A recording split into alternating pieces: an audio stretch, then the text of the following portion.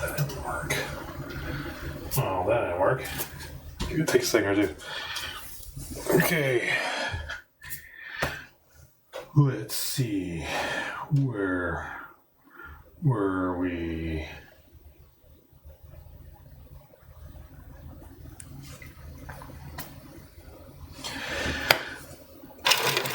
Last time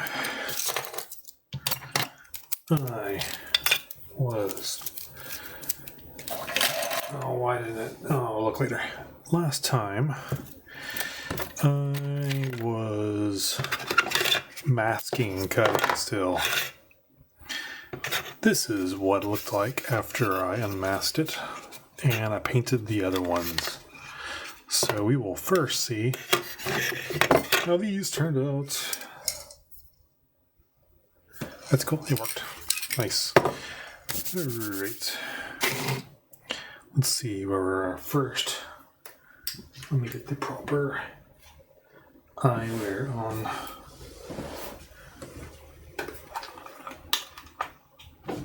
I'm not going to be doing any painting today. Yeah, much better. Okay. Picked up a little bit of a... Oh, I missed one. Oh, it just fell out.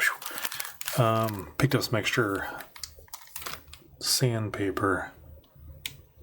I thought I picked up... Well, I did. Picked up some extra of this also. So, let us see how this turned out.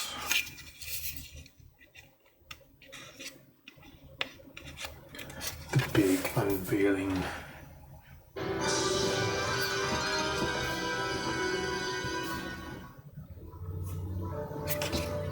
Here we go.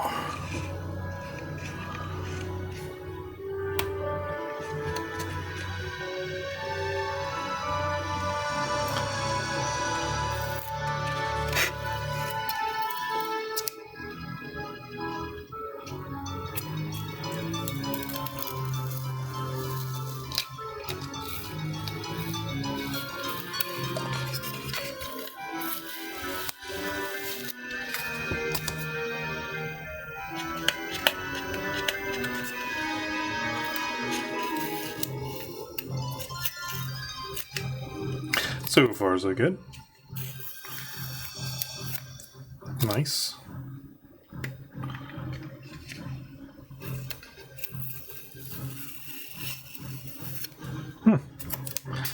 Oh, I like it. Next.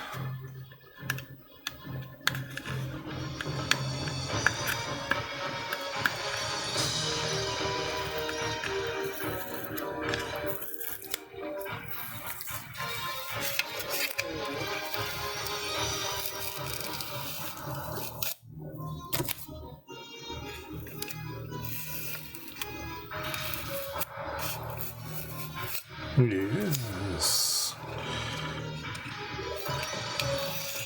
There we go.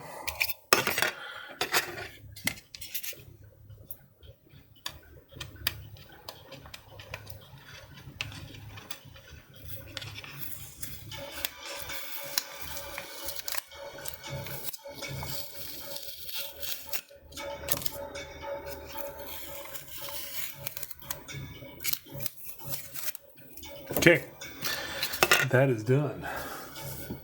That is done. So, I'm trying to decide. I need more bins if I'm going to get the rest of these clipped. What do we got left? I got more runners to do. This one's important. Look at those plain connectors. We got here H, E. I'm gonna need one bucket. Let me do H.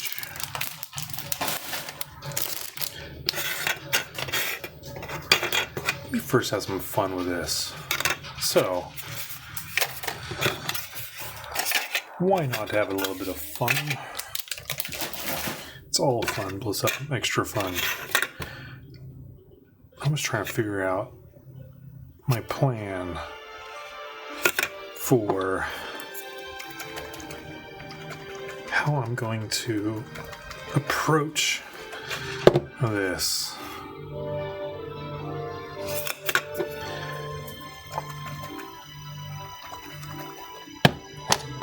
Like maybe I will just do pure marker on it and see how that goes.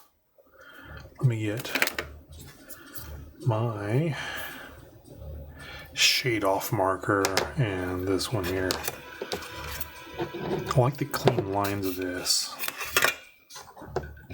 Hey, how's it going? Yes, I purposely was waiting to see if you got the notice or not. I went through some tutorials and got Discord all going, and also put a link on my Twitch channel.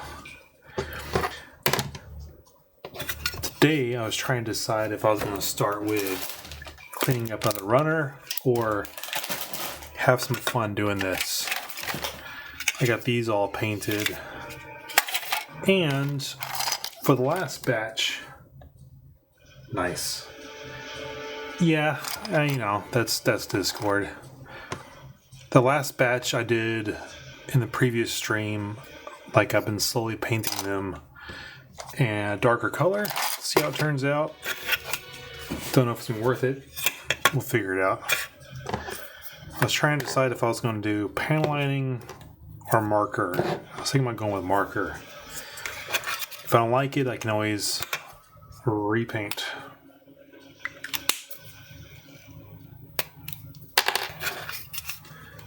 So let's get started.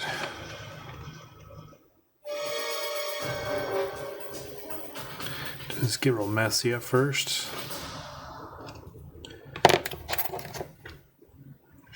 We have to go over it twice. It's not really dark enough.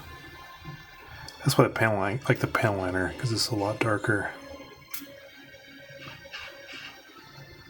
But with this, I can do some special stuff. I can smear it, or where's my paper towels?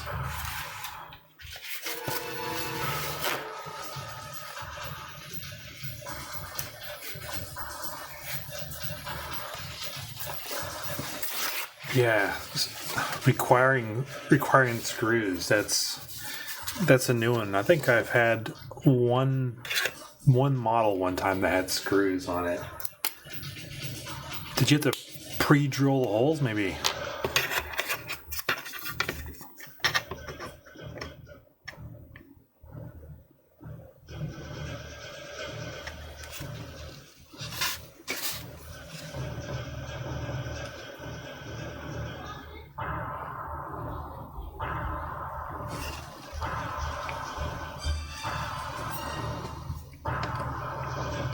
What I'm trying to do here is I'm just literally just lighting it up right here and making a gradation.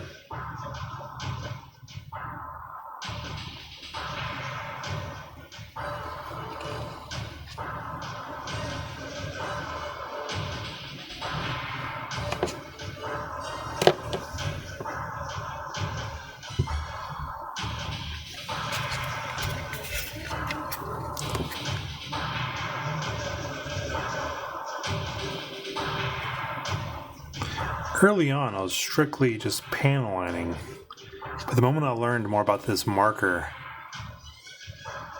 and I can use it with the other marker, it's really nice.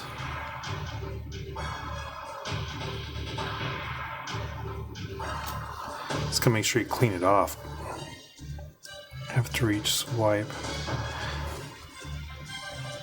There's 2,000 markers though. This other one, it'll actually strip your paint. This is the one that usually comes in the set with the markers.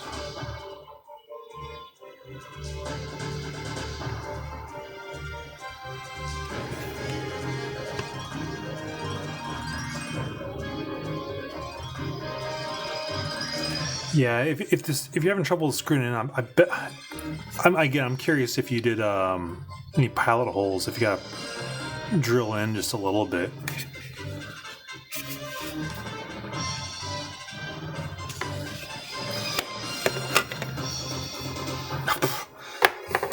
Didn't realize the cap was off.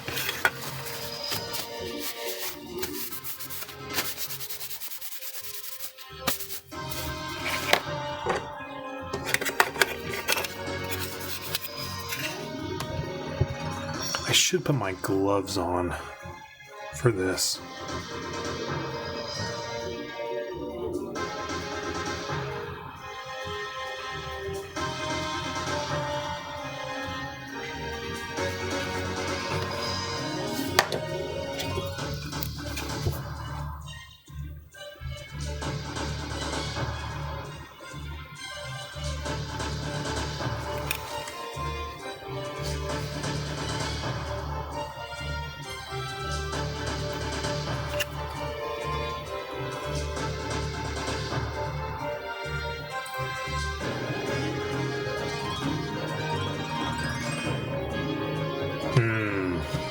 If you're saying the last bit is hard, that sounds like the hole that's there is just not deep enough, maybe?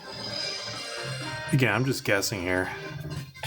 That's usually like just my experience with like just putting stuff on the walls.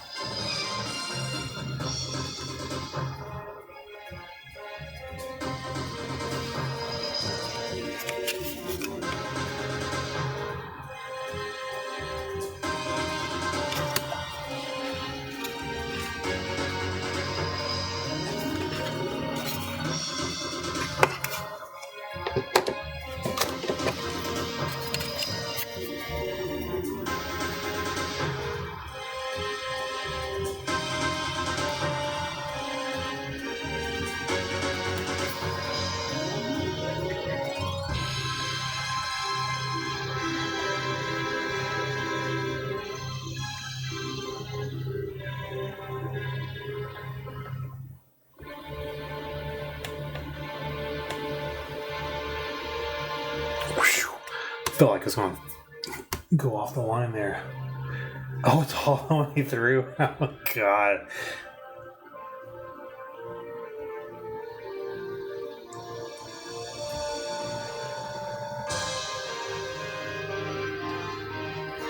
Oh, that's frustrating.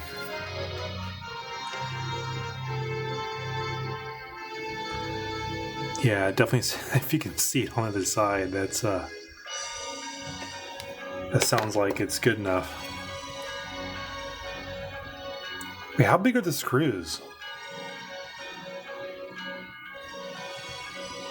Hey, how's it going? JCard001. I'm just trying out some panel lining with a marker and this.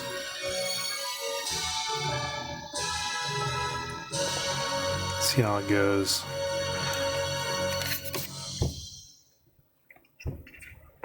Because I have 4 of these. I was just going to do one. See how it looks. See which way I want to go. Because if I'm not liking it, I'll just repaint this one until I get a pattern I like. Probably should put my gloves on. I'm going to start getting ink everywhere.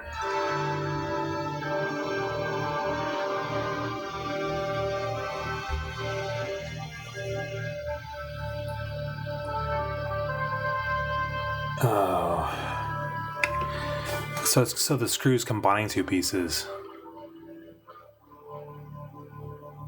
Yeah, that. The millimeter too.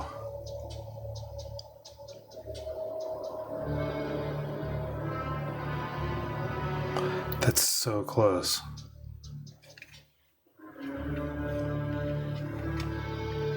If I had more experience with like having to use screws and models, maybe I'd have something to offer, but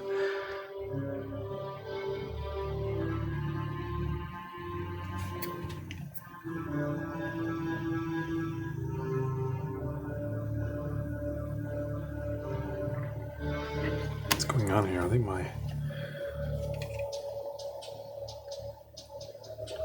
I'll make that a little wider. There it goes.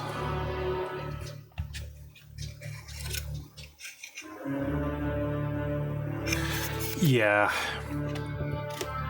that's definitely true. A lot of things, especially gaming, like if you find yourself getting aggravated, you just gotta walk away. But like, screws are always a pain. Like anything, just even making a shelf.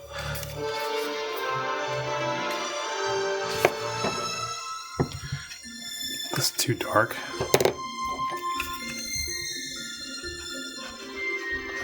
I can lighten it up a little bit with this Q-tip.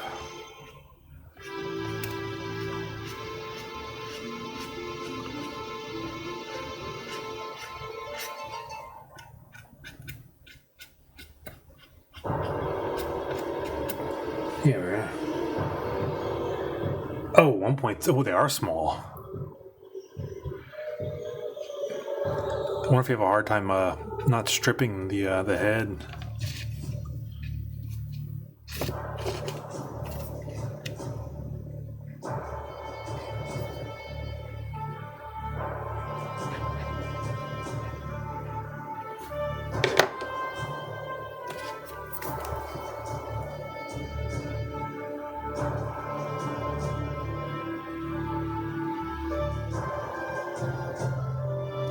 There we go. I want this darker in here, though. Let me come back and touch that up just a little bit.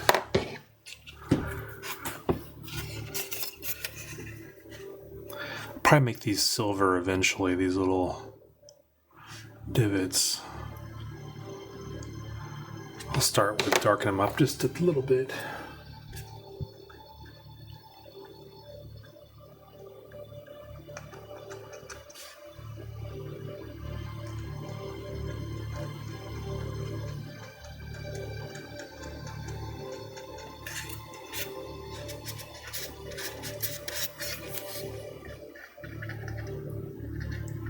Yeah, that maybe. I'll definitely come back in and put some silver in there.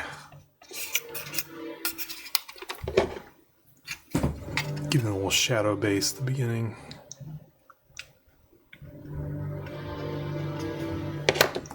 It's always worth a while just to get everything outlined and then lighten it up and maybe have maybe like I can make some dirt smears like that out of them.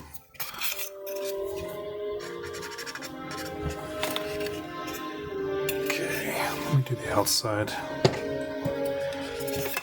I'm gonna go with a thinner one for now. Only has smaller outside ones. A little easier to clean up. Yeah, I want this part where I be here to be super thin after I take it off. Yeah, if I can get it in there, right?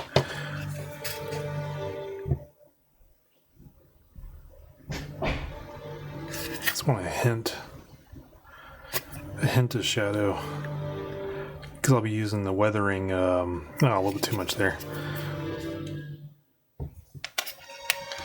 I'll be using the weathering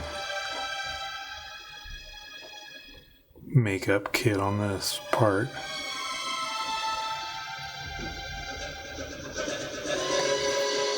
Yeah, that's what I'm after right there.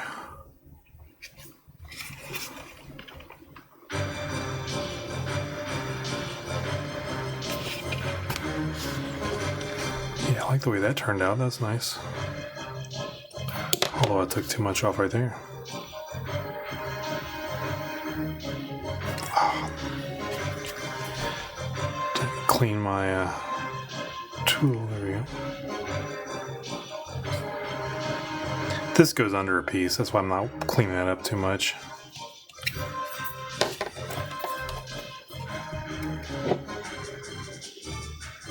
Again, I don't really have a clear plan of what I'll be doing here.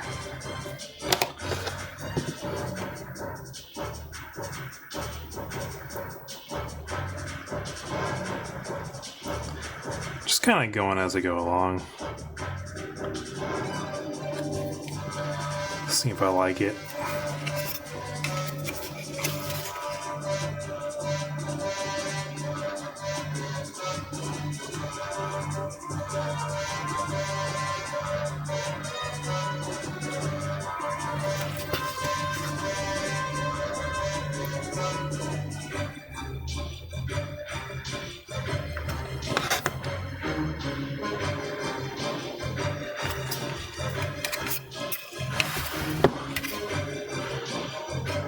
Yeah.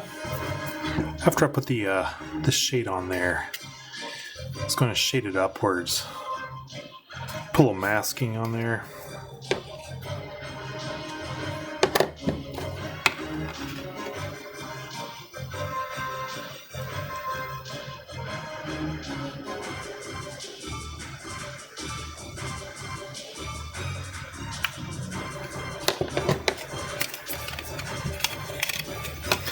This part I got to be careful. The marker is still kind of wet.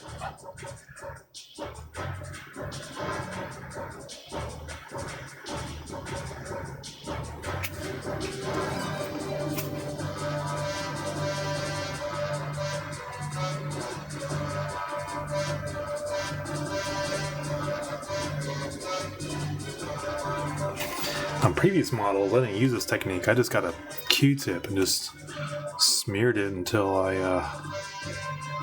had a shade I like, but if I can get a good grip on this and angle like I'm doing, I'm curious how this turns out.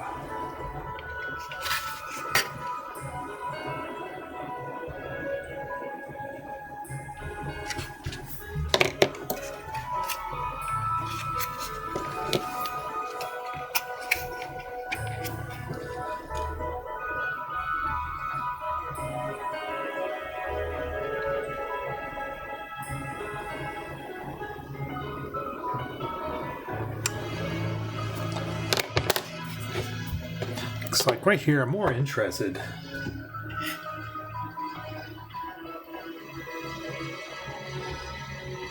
Epic the Musical? No, I've never heard of it actually.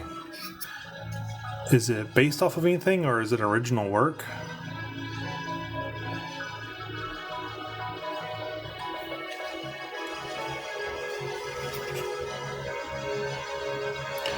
I'm not sure if you hear the music in the background. That's from a game called Vagrant Story. I've been playing it recently. I just started a couple days ago.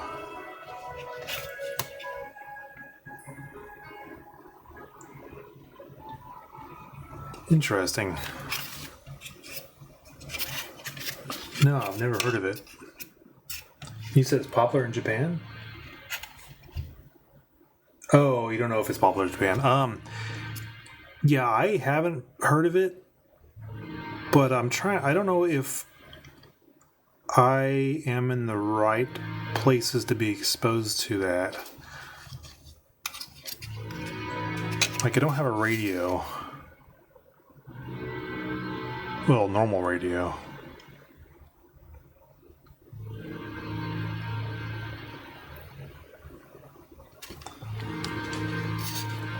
Like, I do have my Japan Apple Music subscription, so I can listen to like the top whatever. But then I always enjoy listening to like the 80s of Japan.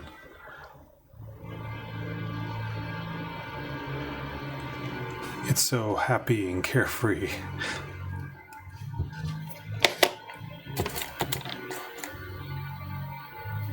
Okay, so when you said the Odyssey, you actually meant like the book The Odyssey?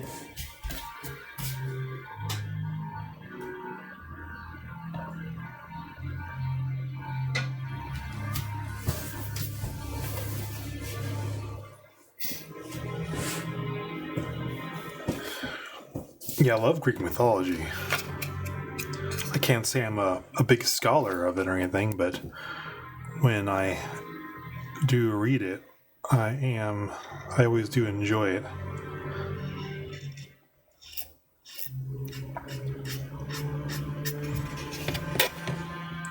It's weird because of all the classes I ever had, either like in normal school or college ever, we never read the Odyssey. Like everyone else did. And I even bought it because I wanted to read it. And was it the Iliad?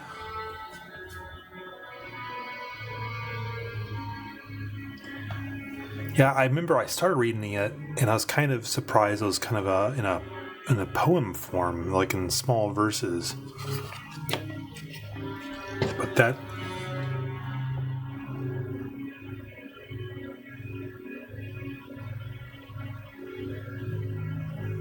Yeah, see, you can refer to any part of it, and I don't know it. It's something I always want to read, and it's on my list of things to do.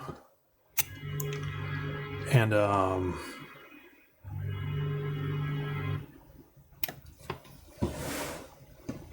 second. I'm getting a phone call. Right back.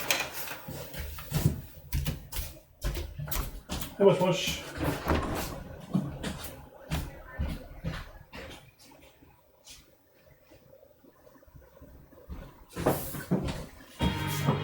It was. I believe that was just a random call.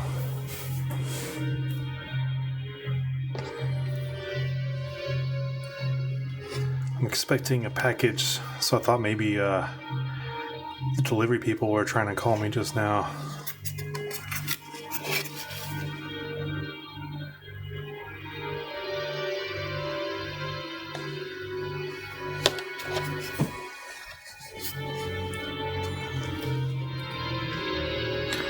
It's interesting. I never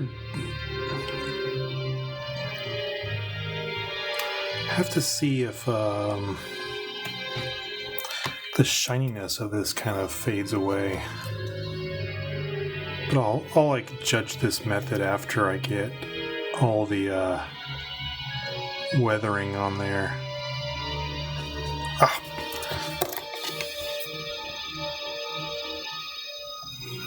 Nice.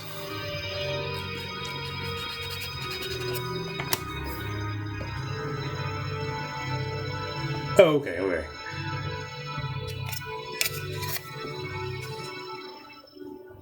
Yeah, see, that's why I couldn't tell the difference between like to describe one of the songs or the actual book itself.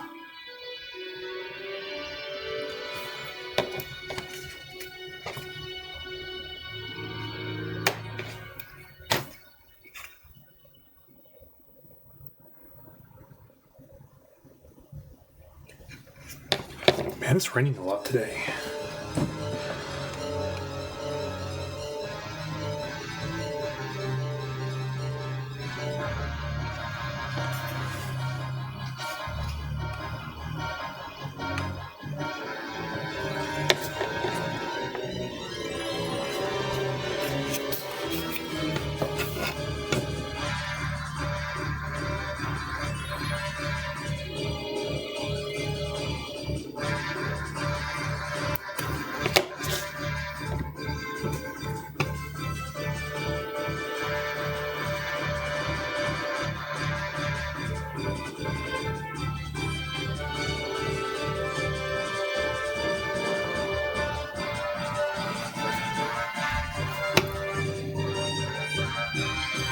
I didn't expect this to take such control. Okay. Let me see how I feel about this.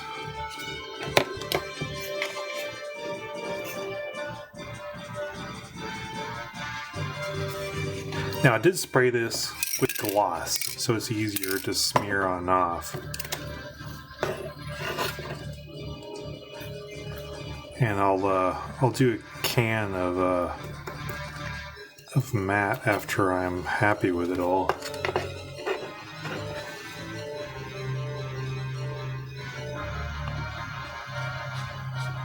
See if I can just smear just a little bit, because I don't want on these kind of see, I'm just making a mess now.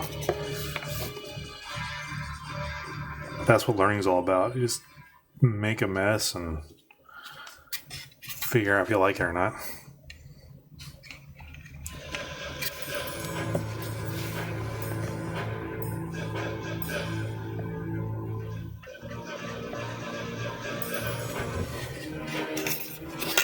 Okay, let me see.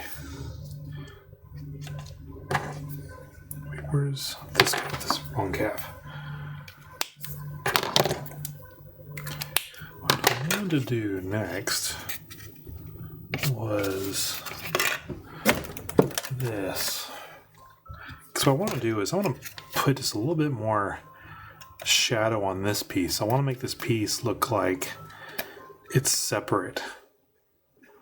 So panel lining is one of those things. It's almost like makeup on a stage, where up close it kind of seems strong, but when it's far away on the shelf, it looks more correct. So I usually like hold it out at arm's length, which you can't see, just to see how the impression is. I want to just give it a little bit of shadow. Like, I might try oil stain or mud. Like, the mud may go with the green. There's actually a dark green. But I may not be able to notice that. I gotta, like, have it stand out. Let me try mud and oil. But I'm gonna need a new glove for this part. Let me do this.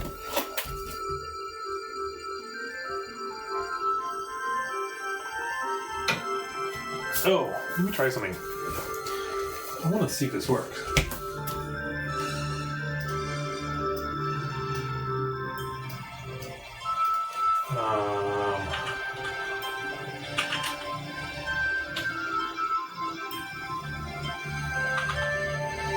Does this work?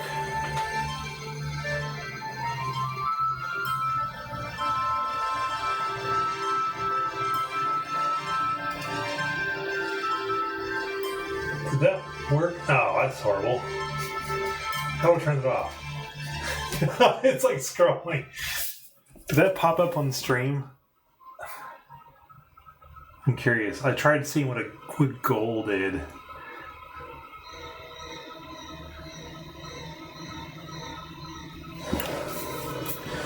Alright, let's see. Let's try mud. It didn't look good on that, though.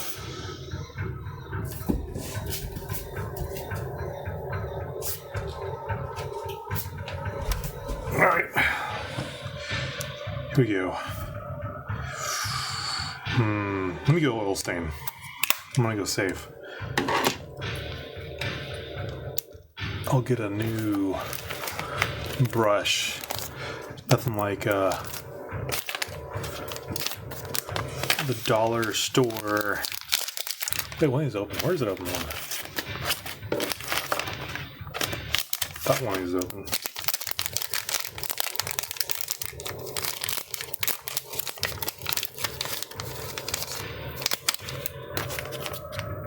Oh, I keep it in the camera. Sorry. Okay, where'd my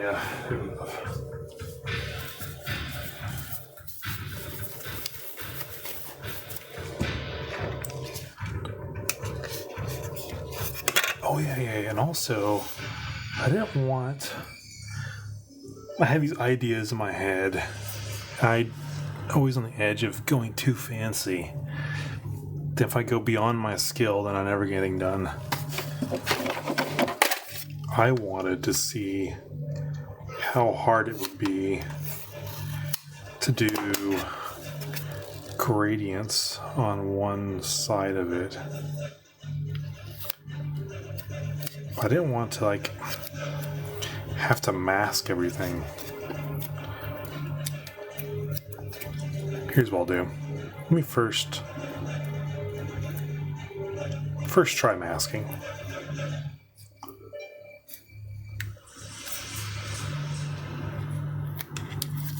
Lordy, that's a pain. Let me think of another method.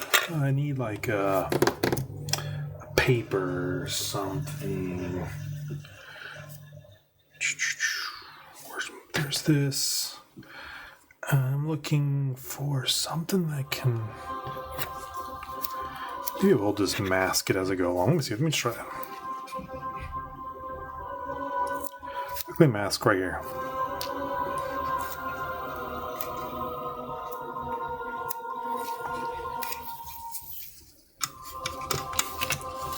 Get some mud. Wait, was it mud or oil? Oil stain.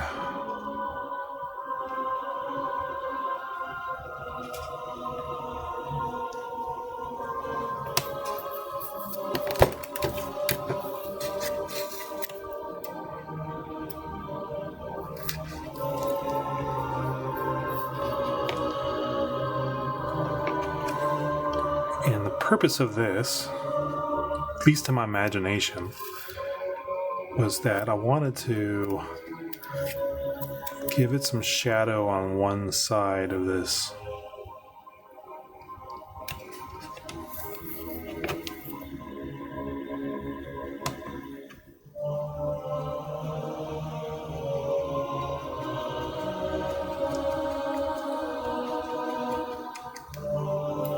So like the panel line, I smeared out a little bit. The panel line is actually just sort of the start of the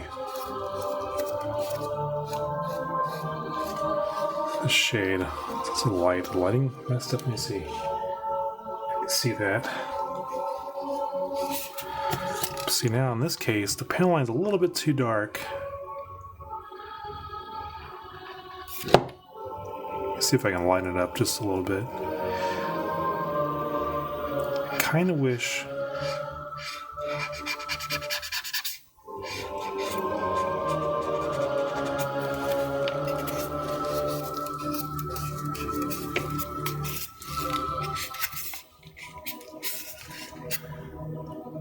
See.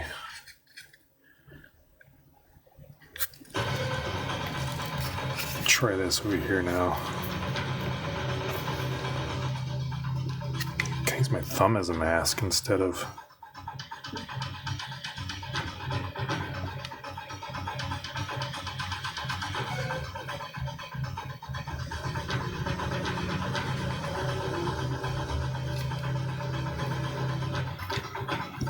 This is definitely just having fun and experimenting.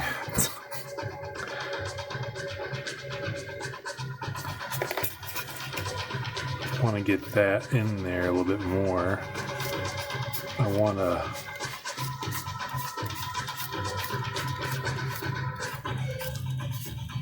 gradiate that out just a little bit more. There we go.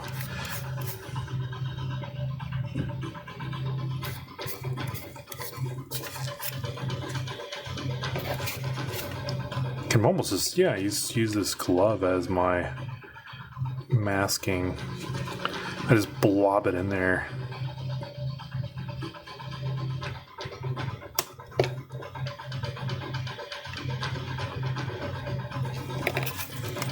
And smear it out.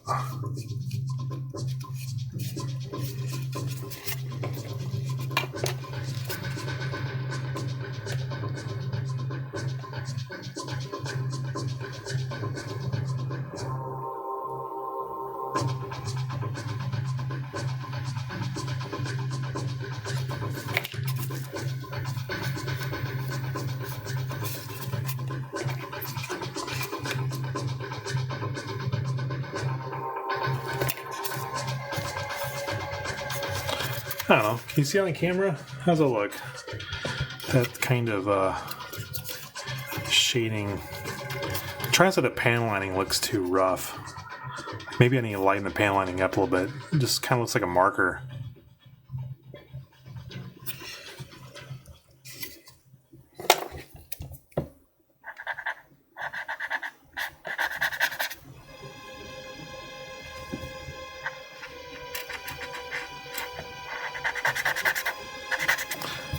Yeah, I'm not super happy with the marker, but when I hold it far away from my head, it looks nice. From my head. When I hold it far away, it looks nice.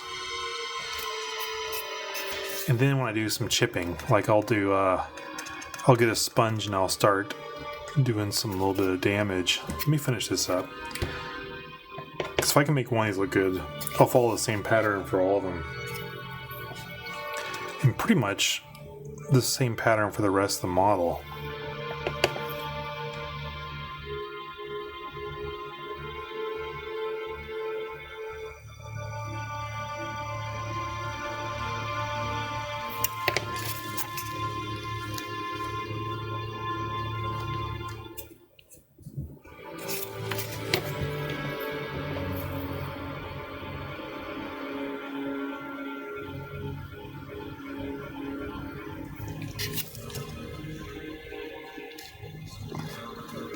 Can't get it like in there. To be believable, you really got to get it like inside that. It's not.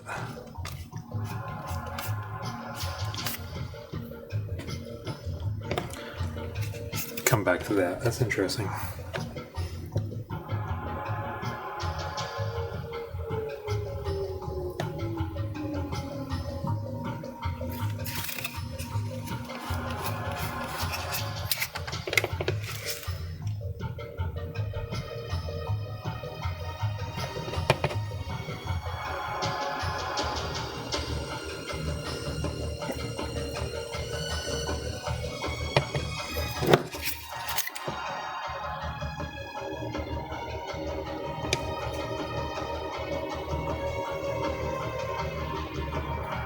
The only reason I thought about doing this shading right here is because the picture on the box looked like they did it. But I don't think they did. I think it was just Photoshop or just natural lighting from the photo shoot.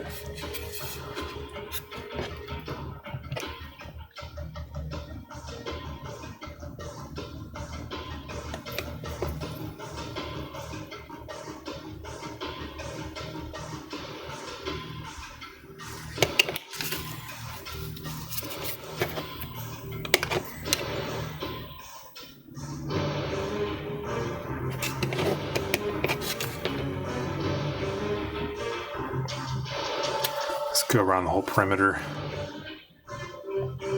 and I'll smear it out.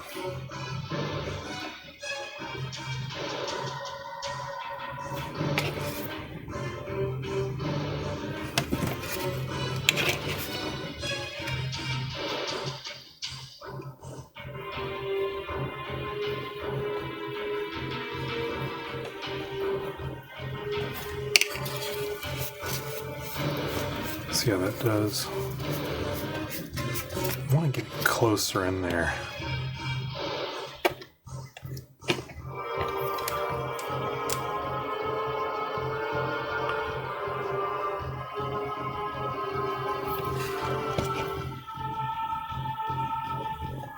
Because I want to make this look more like a gradation from the shadow. Stuff is falling off my desk.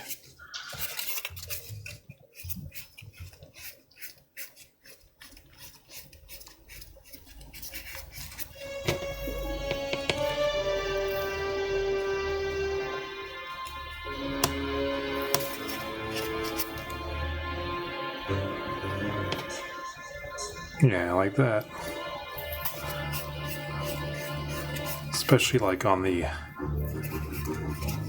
concave corners like that.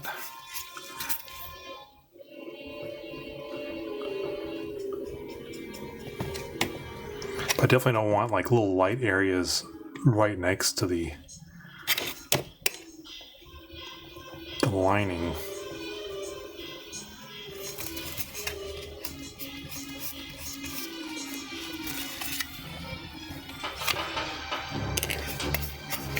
Okay, wait, hold on. Need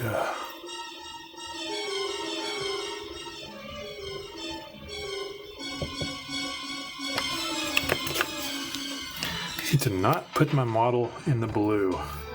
I'm sitting there sticking it into... Oh, crap. Now I'm getting it on the...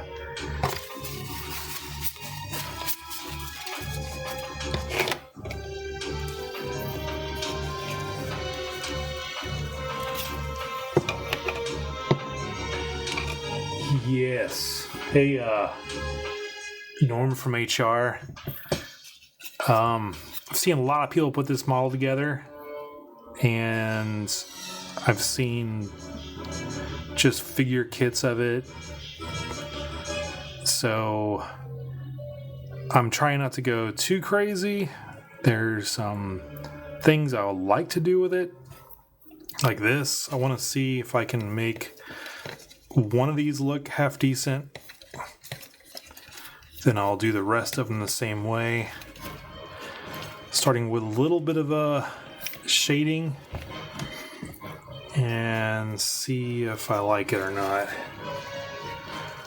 But man, yeah, this model looks cool. The thing is though, the figure versions of this, and people go nuts with modifying this, cutting it apart and putting extra pieces on. But just by itself, it looks really cool. So that's why I don't want to go too nuts. If I just stay within my skill and learn my, I just want to finish it.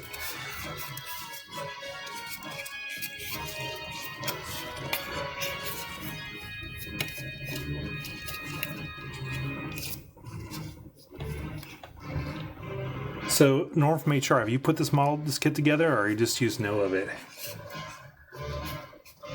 Or just know it from the anime?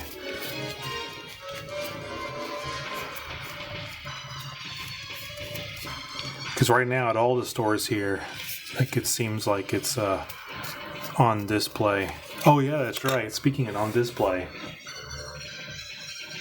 Oh, you have? Nice. Did you... How far did you go with it? Did you do anything special or put together?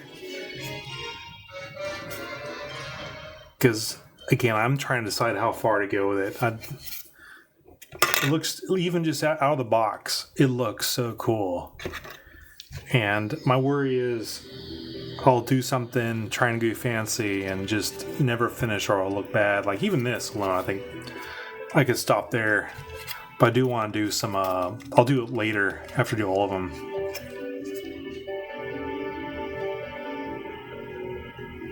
Ah, metallic green. That would be very pretty. That would be nice indeed. I was going for more of the army look.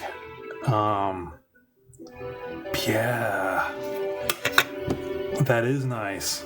Because I've done Buruma's cycle before, and I used this color and I liked it because it's kind of army green, but man, metallic green, yeah. No, that's great. Because let's see, I have a Sazabi I'm putting together, probably the next couple. And I want to do like a metallic red Ferrari sort of thing. But yeah, go for the eyesore. Like, have it shiny on the shelf. This thing like spreads out so much. It's majestic.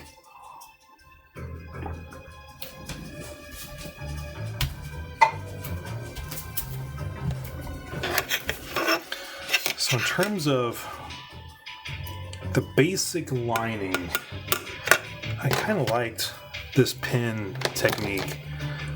I'll do the rest of them later. I gotta finish up the runners. But I want to do like some chipping on the edges maybe. I'm not sure I like how that... I want this to be more consistent in here. But again, back on the shelf, you just don't notice little inconsistencies. And who's going to care, really? Yeah. I'm here in Yokohama. I was just down at let's see. I was down at a Yodobashi camera, and I'm like, oh, this one looks cool. So I picked this up, and I don't know, like the camera's not far enough. I have a second camera I got to put up. It's for the so I can see the whole desk. But so yeah, it's easy to just be walking along the aisle and see something I want. I have to hold myself back from getting it. But it makes it easy if I want to just walk down and grab. Oh, I'm out of some whatever. I'm out of these. I'll just go get some real quick. Oh yeah, speaking of that.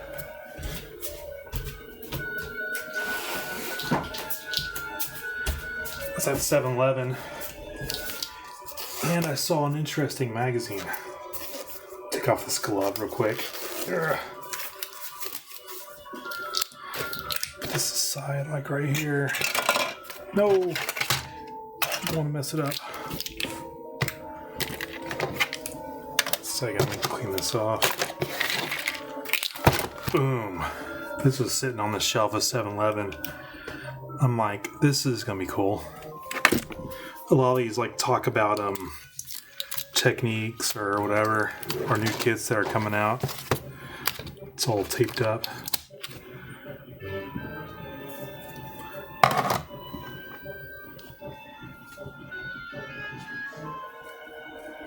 The cost is interesting. I mean,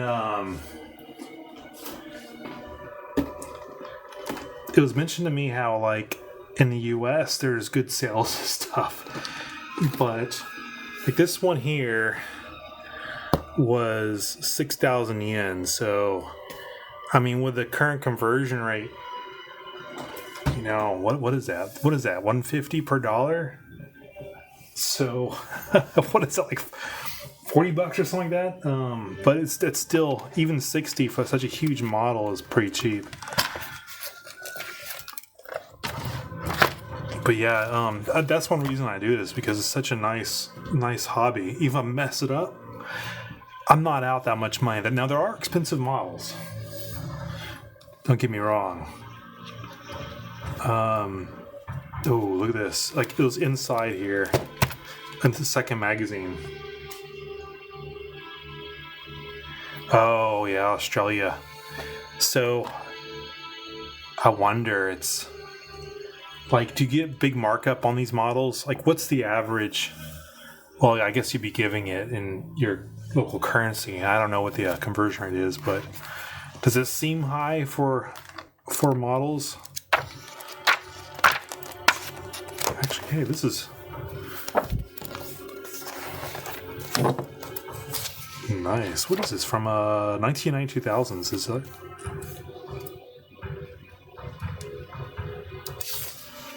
Looking for dates.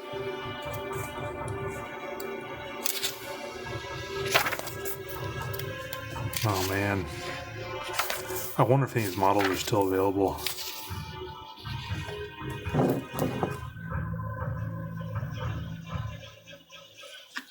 Cool, yeah, I'm interested.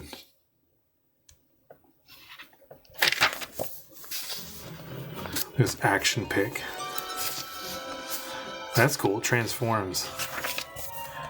Oh yeah. I actually know this one though. Anybody here seen Dunbun? It's always I've known of it since the 90s. Wish there was like, this says from 1990s 2000s. Are there dates on this or something? Like if I flip through it, was it really just going through time?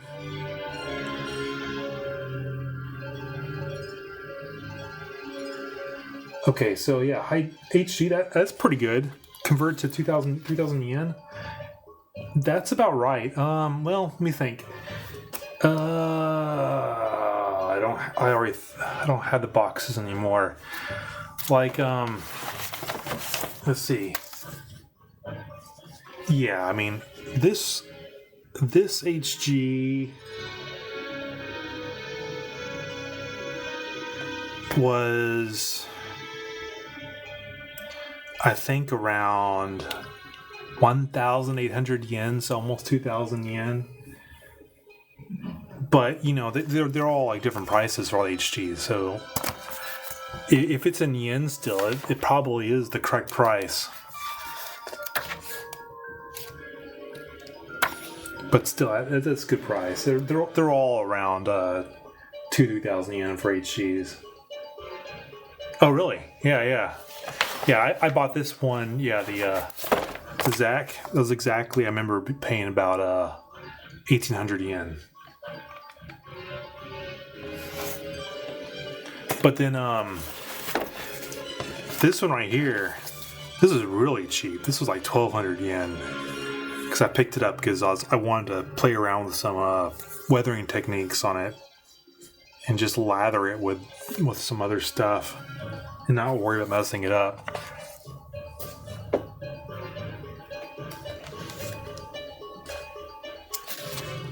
Look at this. He's getting chalk, scraping it out, mixing it up, put it on like a paste. See, that's just like weathering. That's where'd my bottle go? There it is. He's almost like hand making this stuff here, because that's pretty much the same technique you use for this.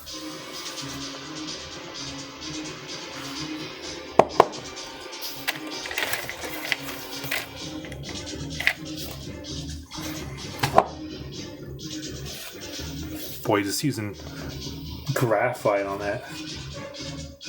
Yeah, so speaking of this, one second, let me get my model.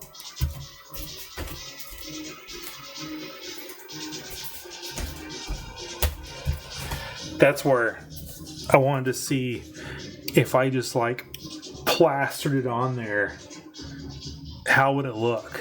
And so I just smothered it on and lathered it on and then got a brush and kind of weakened it and took off the edges.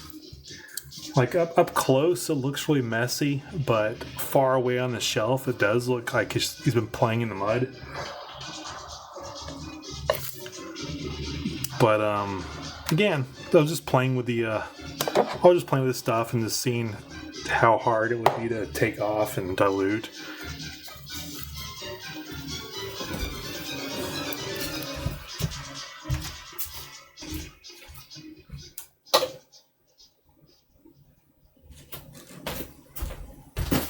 So on the Zach, and this is the one I streamed last.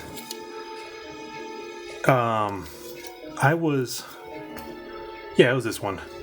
I also used this very diluted just to see how it would look like on the foot. And I think I diluted it too much. I can't really tell. Because the rest of this is just weathering and chipping and stuff. Hey, homeless Metadog. We're just talking about learning techniques on cheap models. And I was taking a break from... I was seeing what I want to do on this. I was looking at a magazine I just picked up at 7-Eleven.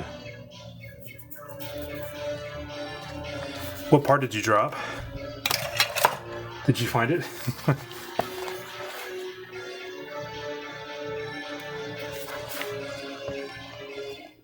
But this mag seems to be going into like a lot of details. Again, a lot of these hobby magazines, especially Hobby Japan, come out about every month. And usually everyone has the kneecap.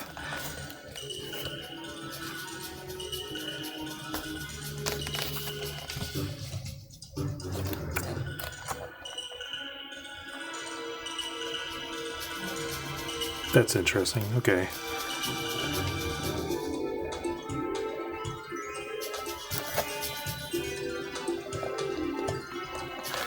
He's spraying top coat in a cup so he can pour it into his airbrush.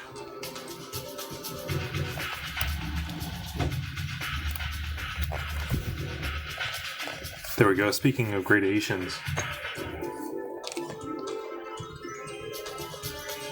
That's nice. That was like inside the magazine. Usually, I buy one of these probably every 3 to 4 months just to get some inspiration of like what kit I want to make. And sometimes they show upcoming kits and figures.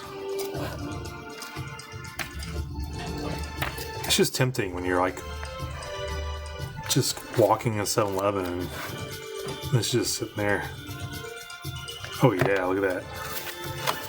Rubik's Cube transformer.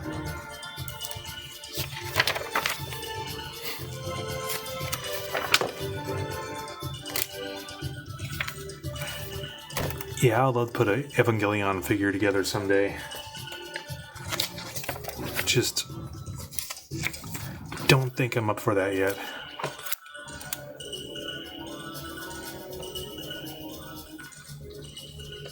Okay.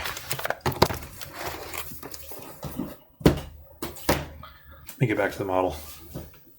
I need to at least do one runner tonight.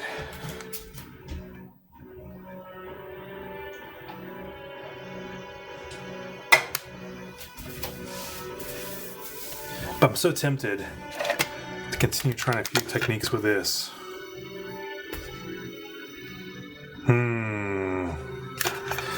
Need to wait. Gotta get the renders done so I can actually assemble the model.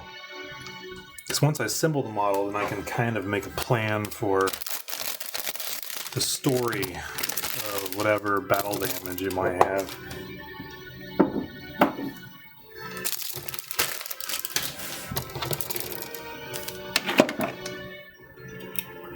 Where is my nippos?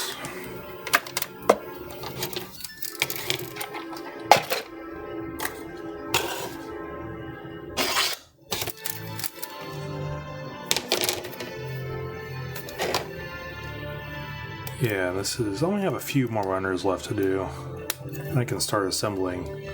I have been painting them as I took them off the runners. So that way, when I do assemble... I got... Ooh! What was that? Almost lost the jet. I paint all these in German gray. I plan on doing all the internal armor with German gray. That it's light enough where you can still see shadow, and you can still see sort of a chipping or dry brushing you want to do on it.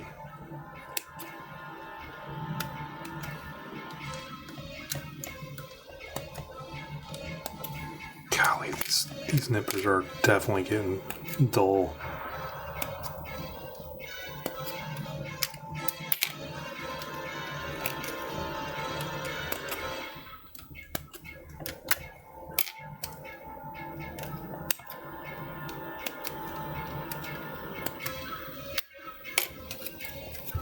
Hopefully I'll get all the runners done this week and cleaned up and painted. That way next week I'll actually be assembling and starting to do some serious weathering on it.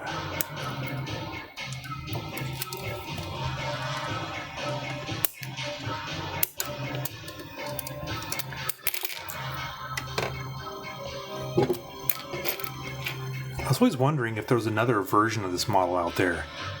I've seen pictures of a different box. And maybe it was like a first edition or something.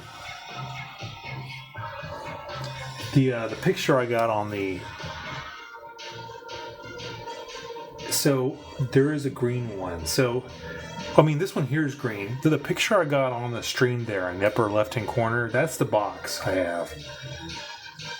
And, but are you saying there is another version out there? Is it, Like, where's a manual at? I don't want this manual. Yeah, here's the manual that came with this one. And oh, that's fine. And it just, I saw some picture of this one, and it seemed like every time I've seen the people do this model, they kit it out. They add so much stuff to it. It seemed like this is the model where everyone adds tons of stuff to, which I'm not going to go that far. Tempted. But I've definitely seen, it looked like there's pre-assembled versions out there. But I'm curious if those pre-assembled versions I've seen are just this kit where you just have some craftsman who just totally modded it. And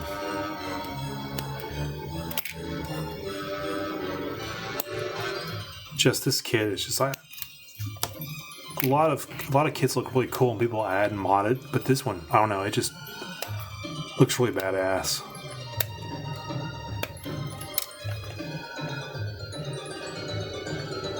Really?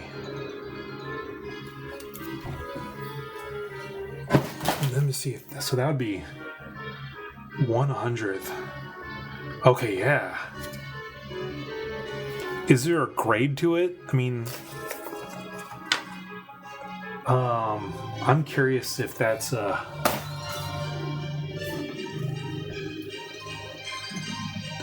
like a special thing, or if that's sold in the market, or I'll have to research that.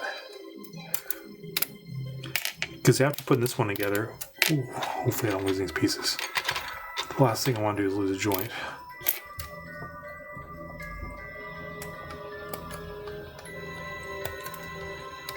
Like for the Sazabi, I put together the small one first just to try out a purple color scheme, and it was cool. But for the big one, I'm definitely going to go with the Ferrari red. Oh yeah, this one here is 144. That's this one. But it's actually called Repaired.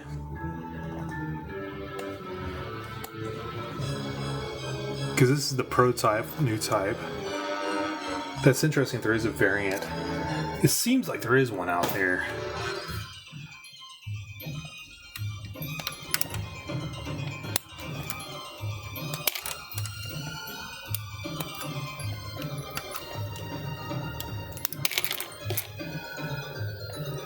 If I do find a special variant out there, after I learn on this one, I would definitely push my skill and try to learn something new, and maybe like cut pieces open, you know, all this fancy stuff, and see if I can burn myself out.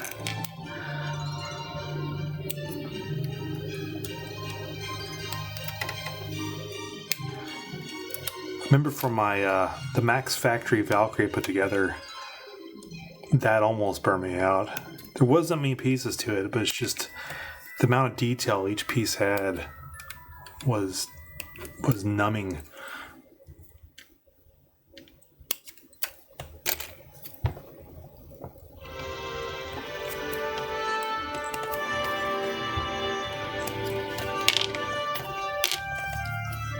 Yeah, it's just like, it is ABS. That's why it's feeling a little soft. I thought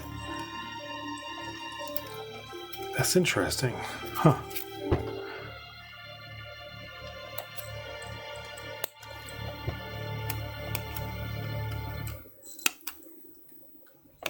Yeah, so these are the pieces that hold the shields. And this is one part I always see people modifying. In the arms, they actually put some sort of anything on here just to give it some sort of texture.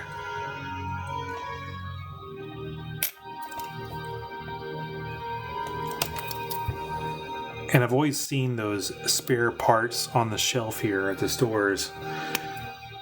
And And I wonder if I came across a good spare part that looked like scaffolding, if I just glued it on there, or like maybe a girder or something, if it would look more like a machine or something.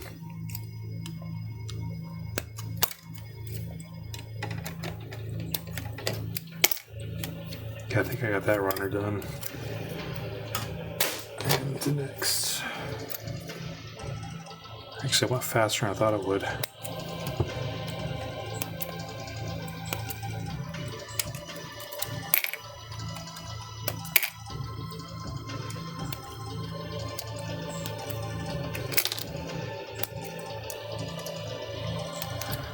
So I've been getting into pre-cutting and cleaning and then binning them based upon the runner. Like, what does everyone else do? For the longest time, I just followed the instruction manual and cut them as I went along. And it's only like the last 3 or 4 models I started doing this technique. And for me, this tended to speed things up because I could concentrate on cleaning up first. I think my bins are a little bit too small, so I have to search through them. Yeah, see, no, that's totally fair. I did most of my models that way. It's only recently I changed. I have I have one of those racks over here where all the runners fit into it, and I'd put it in alphabetic order so I could find it.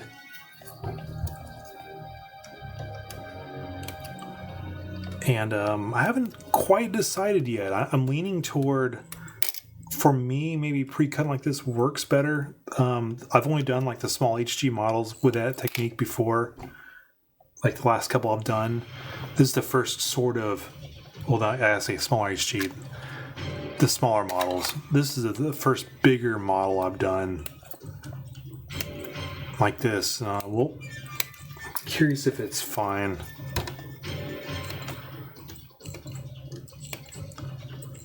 Oh, I know what it was. Where is he? Where did that model go? Oh, where'd you go? There you are. This is my last one I did, actually. And so I cut all the pieces off, and all the arm joints and stuff were so close, but they're actually a little bit different.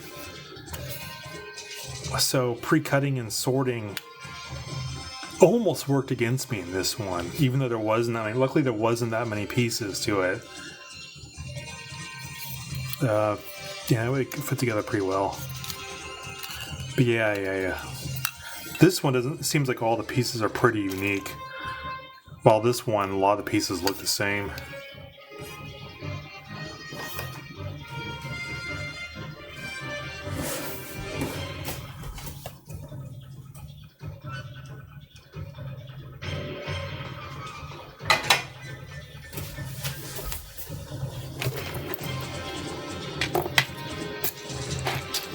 Gotta be careful. I'm not paying attention. I mean, lose some pieces here. And that's another thing. When you're cutting these off like this, it seems to be a little bit easier to lose. Because what I'll do is after I cut them all off, then I'll sand them, clean them up. Most of these are internal pieces, so I'll just kind of sand them down real quick. The armor, I took extra time to really, get out. Like these arm pieces, I took a lot of time making sure I got rid of all the, leave any scars or anything. Oh, really? This one here? Yeah. This is fun. I definitely need to see if I can find another one. And this one here, this is the one I was trying to remember. This is the one that I was doing the weathering on also to see how it would look. Like I did a really diluted weathering on the foot, and it was nice because it built up along the edges, kind of like a mud. And it wasn't as dark as panel lining, but it definitely calls out the crease.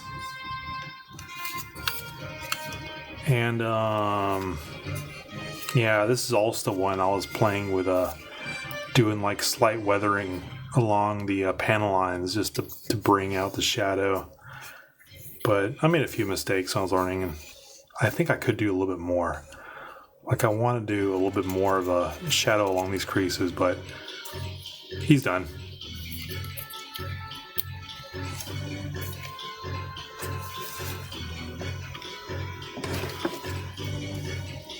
I'll put him on the shelf and move on.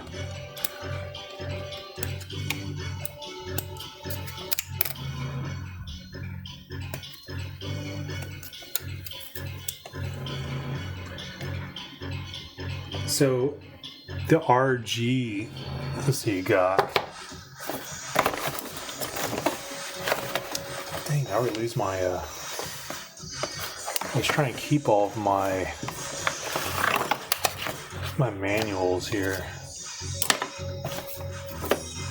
Where is it? Ugh.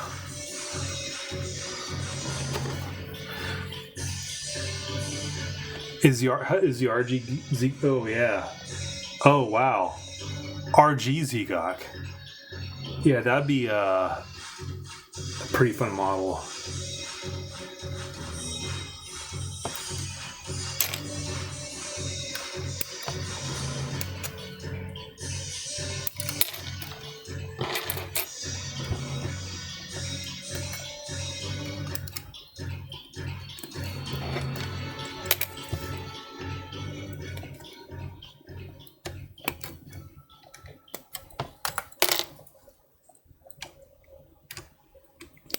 It's weird here in Japan because you'll go to a model store and you generally see the same three. Oh, do I hoard the boxes? So at the very beginning, I would cut out like the front cover and keep it, and then I would keep like the spare parts with the front cover and the manual kind of in a Ziploc bag. I probably have a bunch of those somewhere. But what I do now is, the houses here in Japan aren't that big, so that became unruly. So I definitely keep all the manuals of the ones I do, and I sometimes write down notes about what I use in terms of colors. How about yourself? I mean, do you keep all your boxes? It's almost like do you keep the whole box? Because I would love to keep the whole box. One of them I did almost keep for the longest time was, I may still have it somewhere, is my my Yokohama Gundam. This one right here. So I live in Yokohama, so we had the full-size Gundam here for a while, and it was so cool seeing this thing walk around. Well, it wasn't walk around, it moved forward and raised his hand and stuff. But I got this kit from the Yokohama factory, Gundam factory. But I kept this box for a long time, and I kept the bag. It came in like a special bag. It's so cool. But this model is so hefty. But now they moved this to Osaka, but they don't have the big structure on it anymore, so it doesn't move. And they have it like, you may have seen pictures of it. They have it posed like in a wedding like proposal. It's like doing like this, and it's like on its knees like that.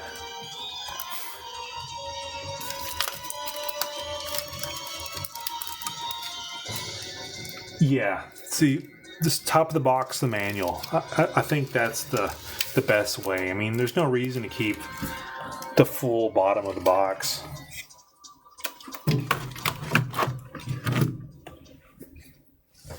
And for that Yokohama kit, I remember I had the top of the box like hanging on the wall. I was so happy to have it. Yeah, the moving of the Gundam, yeah, that was really recently. Because I live right near the harbor. So I got to see it like being disassembled. And one day it was there and kind of half there, and then it was gone really quickly. And already I saw pictures of it put together over there in Osaka. I don't know what they're going to do with it next. I mean, it's so cool. Like, going down to the harbor on a bicycle, and you'd see it go through its cycle every 30 minutes to an hour, and it'd walk out and have its presentation. You could walk alongside the whole building. That's to really go in because it's just so huge. You'd be driving on the highway nearby, and you'd see it. It's like, oh, there's the Gundam. It's this full-size Gundam sitting down there in the harbor.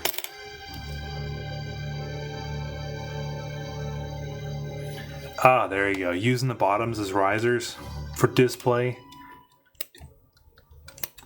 That's nice.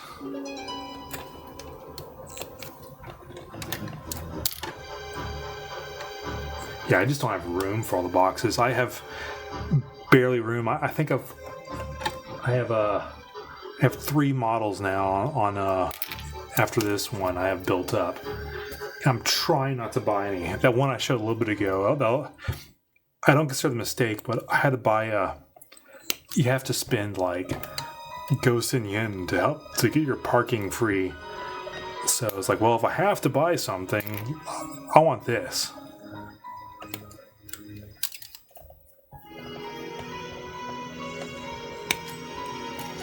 It's kind of a dilemma. If I just have to buy something,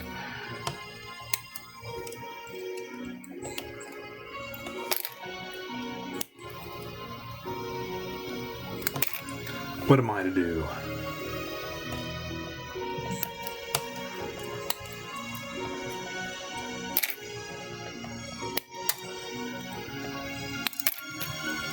Okay, that's that. Now, for the cleanup, let me first nip off the big pieces. I don't think I have to worry about. They're dark. It's kind of gray, so I don't have to worry so much about damaging these too much. Plus, it's like inside, so even if I do damage it, so I can kind of go at a faster pace.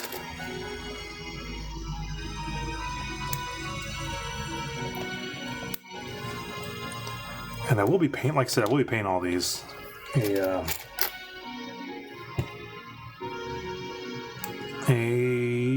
German gray, but like these inside arm parts, I was wondering if, like these joints in here, I was wondering if I should paint them more of a silver. Sometimes the inner joints are nice being silver, just so they stand out. And then you can kind of muddy them up. So, Norm from HR, do you do much weathering, or because I've only started doing weathering recently. I was always kind of trying to put clean kits together, like showroom quality. So I do panel lining and stuff, but kind of moving into trying out more of damage and whatnot. I'm curious what other people are doing. I think you mentioned you just put this together and put on the shelf, so it sounds like I was wondering if you've done any type of weathering or something. Be any suggestions?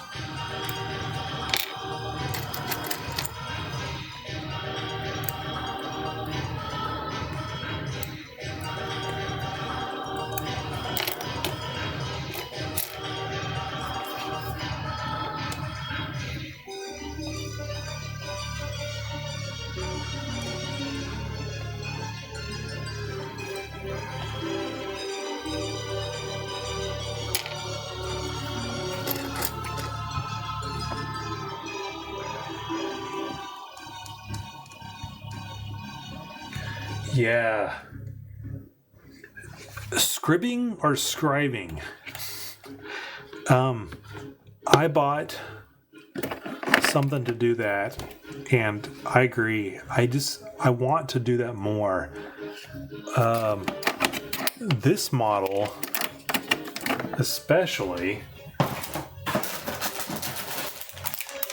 because like the tail part is like just so bland, and every every little video or person or picture I've seen this model, everyone, scribes out their own whole bunch of stuff in this back part. And it looks so cool.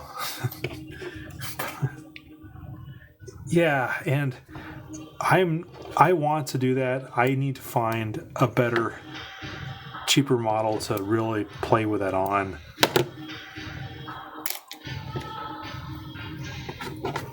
So have you bought any scribing tools? This one seems kind of unwieldy. A lot of people I see, they have those, almost like these pins. But the ones I've done, usually when I'm welding and gluing things together and sanding down, I have to get the glue out. I use this pretty well, but it just seems kind of big for detailed.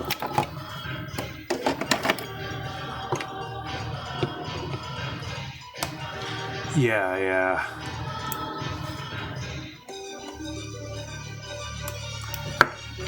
Someday I'll get to the point where people are doing where they'll cut out the thing and they'll mount it inside. I'll probably do the scribing first. My next level up is scribing, as you mentioned, and because I do a lot of masking. I do spray painting. You're saying you do an airbrush. It's I bought an airbrush. I just don't have the right setup for it. How do you feel about ventilation? Do you have? You can do it inside with just a one of those air things that pulls air through it, or inside still, or do you have another room to do it in?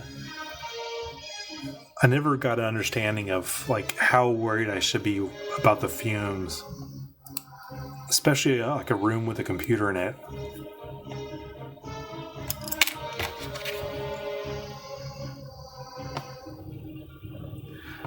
Oh yeah, I would definitely stay with acrylic. Well, I bought enamel originally, but I've been doing acrylic now whenever I do just normal painting.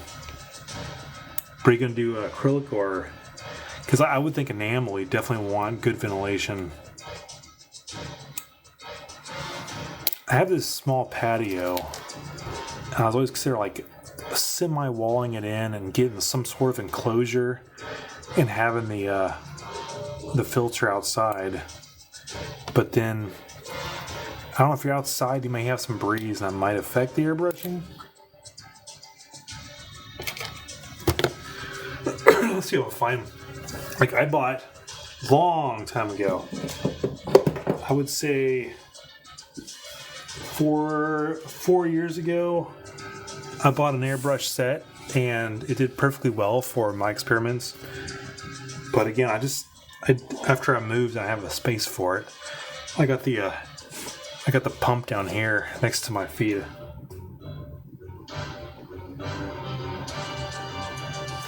Yeah, enamel. So the only thing is, I just heard enamel, you really want to be careful about ventilation. While with acrylic, it's a little less worrisome. You still want to. I do have this. I use this.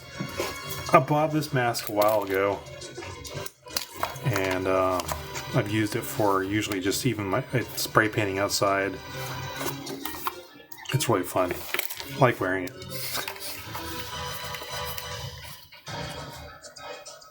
Oh, yeah. Well, yeah, if you're doing a resin printer, yeah, you've already got your ventilation all set up. And if you have a good filter pulling in to use your spray paint airbrush with, just wear some type of mask, I guess.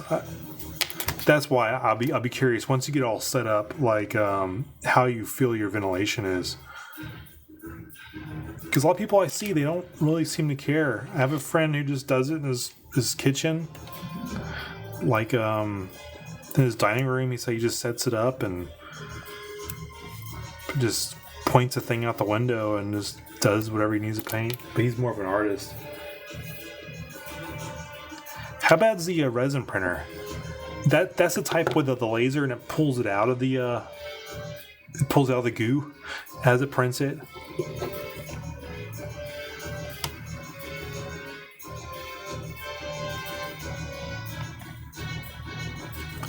Because I really always was wanting to have a good printer and find Gundam kits I could buy online. I'd even buy like official ones, but they just I couldn't find any of them.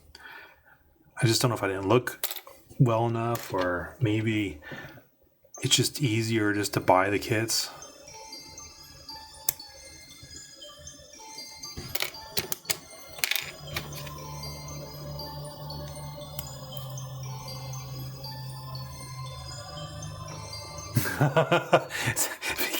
Because they think you're growing weed because you have all these boxed in machines with pipes sticking out the windows.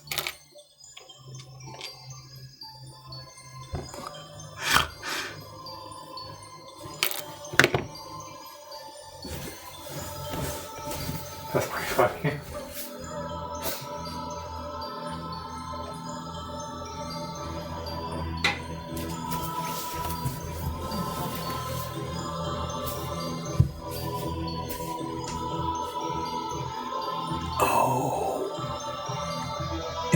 Tent.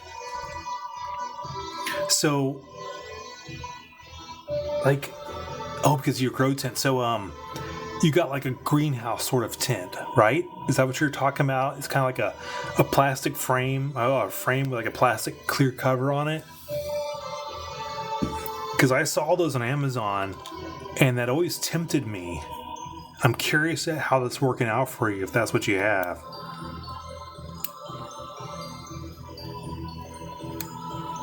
Because I was even thinking on my balcony to stick one of those out there, just so to block the wind. Oh, nice. Because you think about those, I see those pictures of those greenhouse tents. Yeah, they usually have a place you can stand in so you can water your plants, and a shelf, and it's perfect to put the airbrush like filter thing on it, and then you just cut a hole in it and have the vent like going out the side.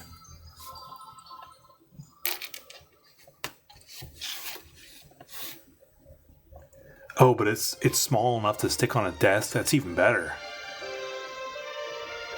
So you have like this pot growing small tent on your desk with your printer inside it.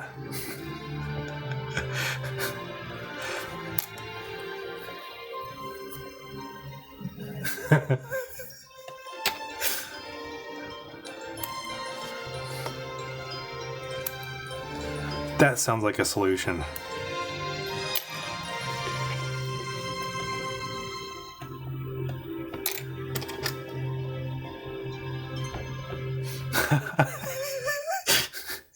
So it was meant for that. That's awesome.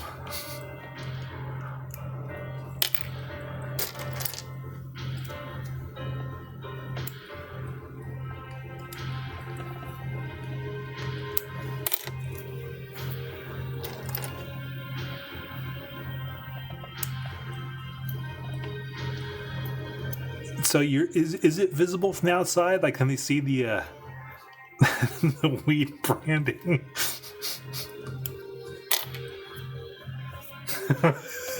See, that right there is just worth getting on its own, just to raise the commotion.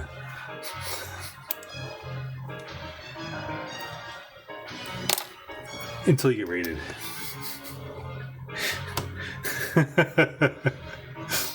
But sorry. But I wanted to find out, the resin printer is it the type of the laser and it pulls the stuff out? Let me see. Maybe I missed your answer.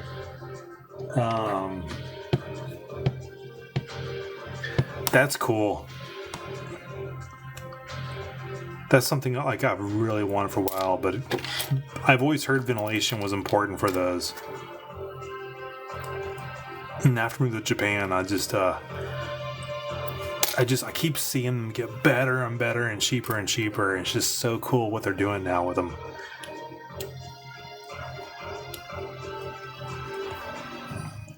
Have you ever found any good sites for like Gundam kit, or at least like mech kits you could print out, and even if you did like is it too quality and like consistency where it's easy to build, or maybe? Oh yeah, 40k armies, nice. Speaking of which,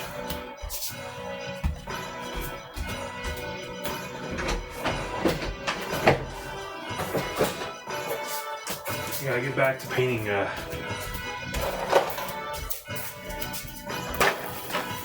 I was just painting up some NIDs the other week also. I was definitely learning on these. I've been learning about contrast paints, and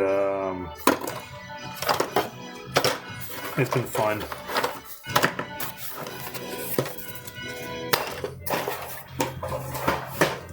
But I only showed them real quickly because, yeah, they're not worth showing. But it's just, hey, they're painted, you know? And each one was a little bit better than the last.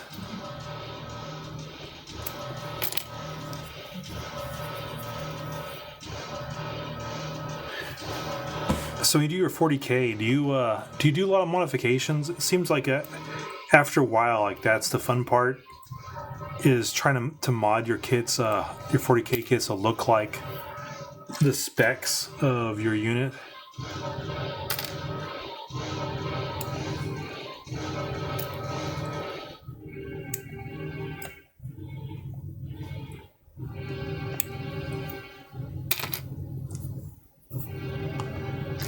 And if you ever go out to a battle with them, do you ever get any like feedback? People not liking you using self-printed kits?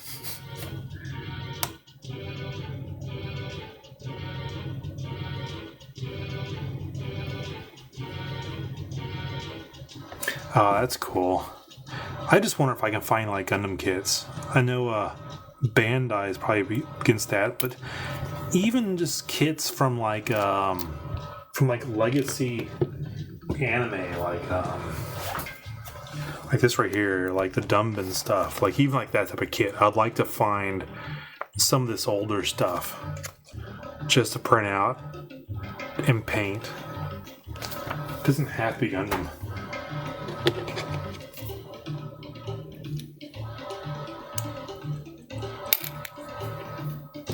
Because I would think with resin, you would have no problem printing out small pieces like this.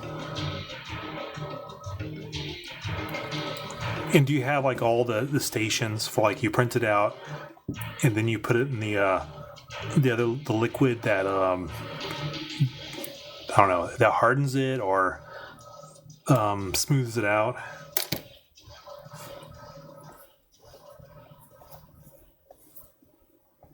Oh, that's being able to print out replacement parts is such a big win.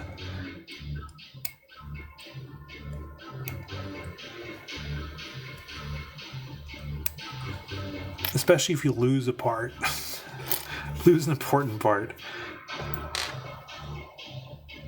A wash and cure, thank you. That's the terms I was looking for.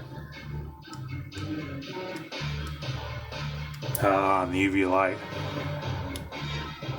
It's like every half year or 3 months or so, I kind of try to get a pulse on where everything is with the with 3D printing. I'm glad it's like still developing and didn't stagnate.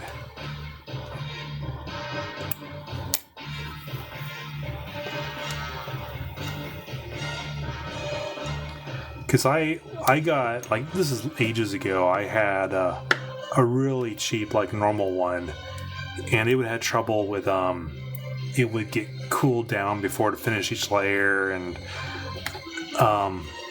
just by buying a cheap one, I got to experience why you'd want to buy a good one. And it seems like since then, all the problems that I had with a cheap one are solved either by resin or just because technology has just come so far. Oh wow! Like, you talking about the 40k Titans, like the huge things? That is awesome because all the 40k miniatures are so expensive. And if I did buy one, I'd be so nervous of just messing it up.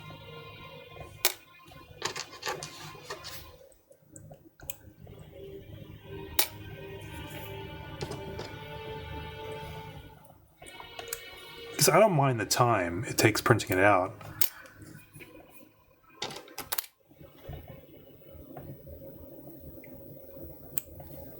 Because I'm sure, like Super Big Titans, you'd be printing pieces, you have to assemble it.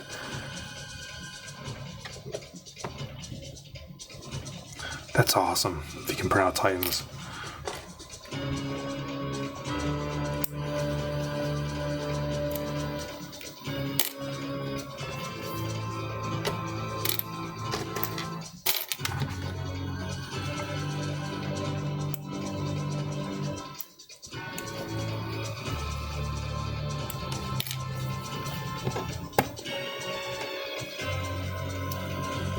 Almost done with this runner. I'll definitely go back through and clean this up a little bit.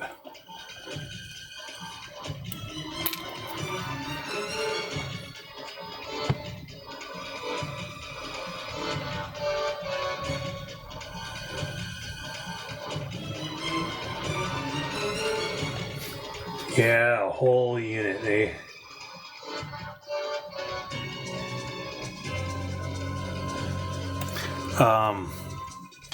That's pretty cool.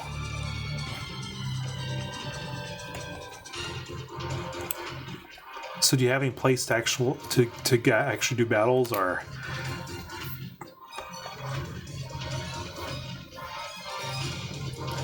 Luckily for me, I actually have an official Warhammer store, like 5-minute bicycle distance from here.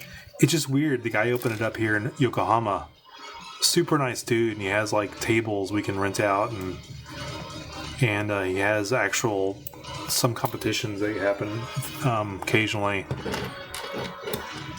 But it's far less common here in Japan than back in the States, or like Australia or anywhere else. Yeah, how's the scene? You said you're in Australia, right? Oh, do you? See, you're probably like me. I have the books. I have the 4K books. I love reading the books, learning the rules, and I play with friends when I can. But I like being able to play the game because I don't have much time to actually play it.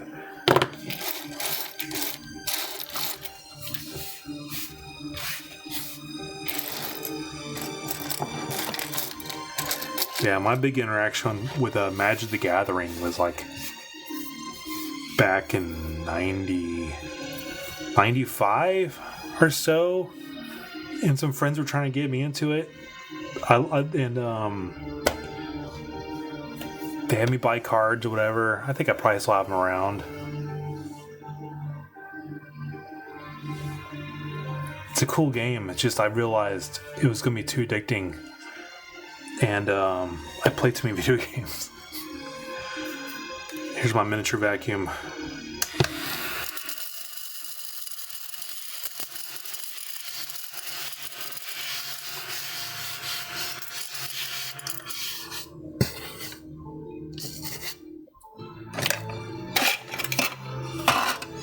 Magic Gathering, that's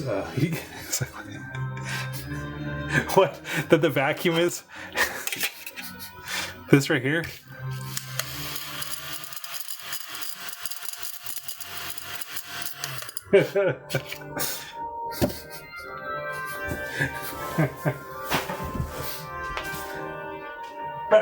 Back in my day, we only had one season of Magic the Gathering.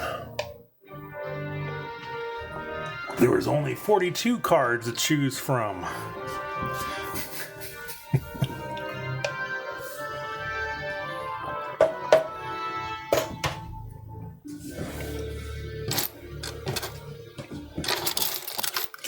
So I can just leave this on and just have this go on the rest of the stream for hours.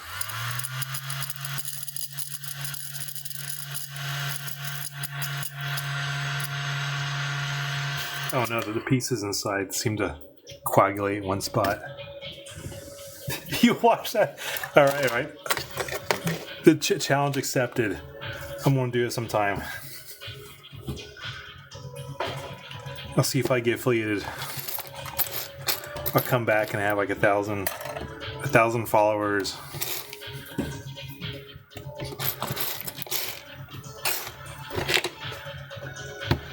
Where is what I'm looking for? I need to sand these down just a bit. Not with this one though.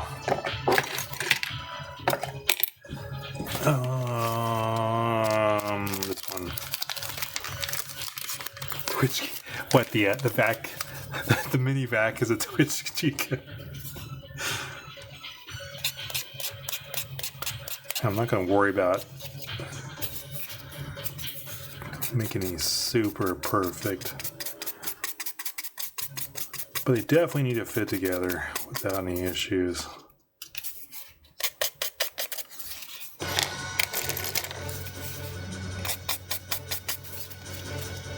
It's kind of hard to see because it reflects. It's almost like the place like I trimmed them.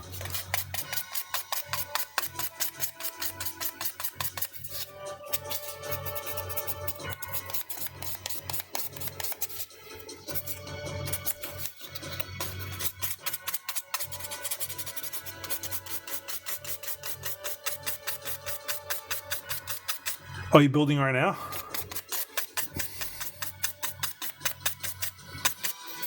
Well, I just been cutting. I mean, I was playing around with this at the beginning to see what I like color scheme, but I still have I got one main runner to do. I gotta paint that after I cut it up. For the dark part of the armor, I'm gonna go with TS61. That way, it'll definitely look darker than the rest of it. It's awesome. And which HG you put together? I'll look up, see what it is.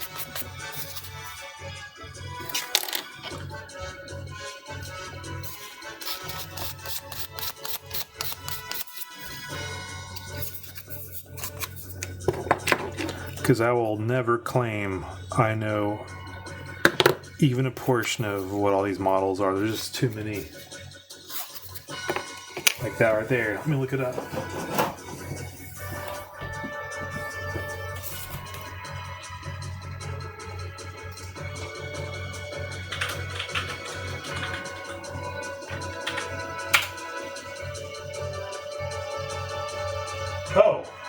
Oh, you're putting together this.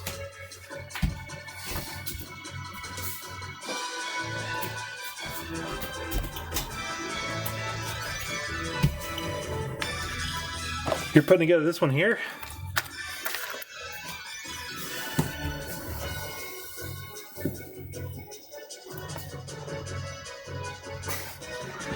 Yeah, I put this together just like a month ago.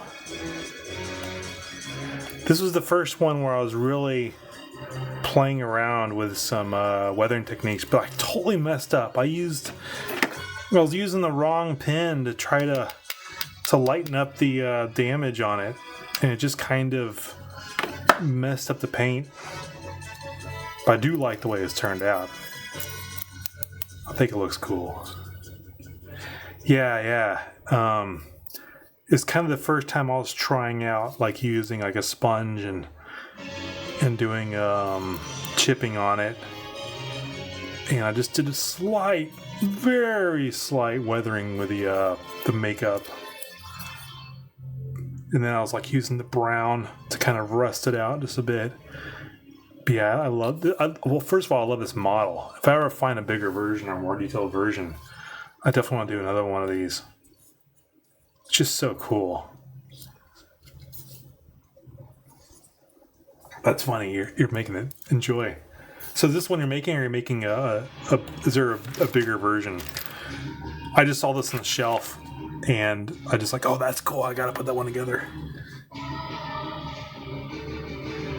Okay, yeah, because this was like a really small, like easy one to put together. I probably, I don't know, it was pretty quick. The really bad thing. Let me see. I got it.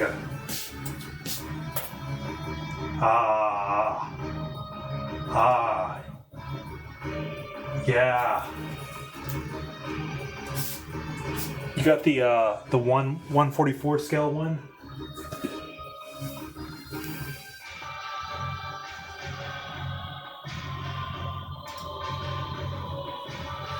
Oh, that's cool. That's cool. Enjoy. That is awesome.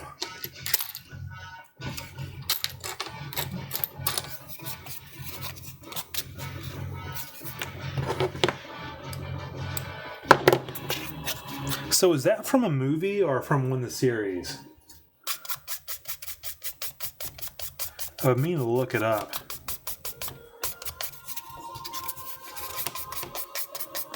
Because some of these, it's like, I don't recognize them, and then it ends up being just one of the yearly movies from G-Witch. Okay.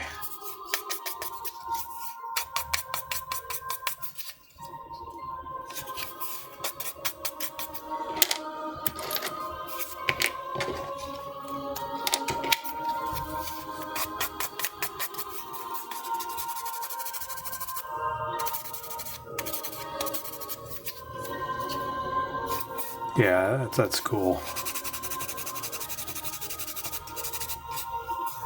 Penta, I'm gonna look that up now.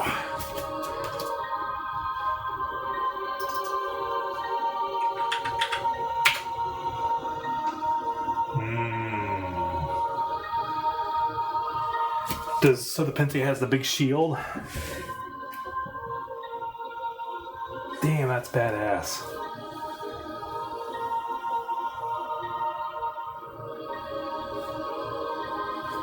Oh, so when you're talking about a Netflix show, are you talking about the new live action or something else?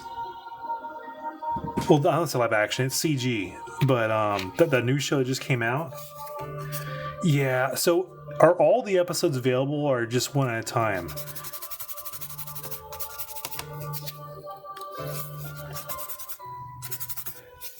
Because it looks like... Okay. Without spoiling, does this... I just saw like the preview. Oh, cool. Does it happen like mid, like original first Gundam and second Gundam series? Because when I saw the previews, it looked like it was kind of happening alongside everything, like that first season. Because it seemed like they're like, oh, there's. And again, I just saw the preview. I was waiting for it to come out. I was trying to figure out if it was, I guess it's considered canon and like where it fit in the timeline.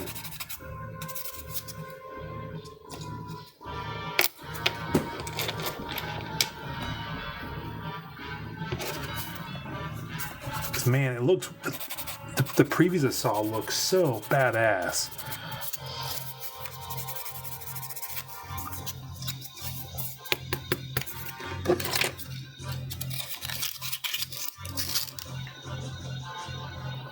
Yeah.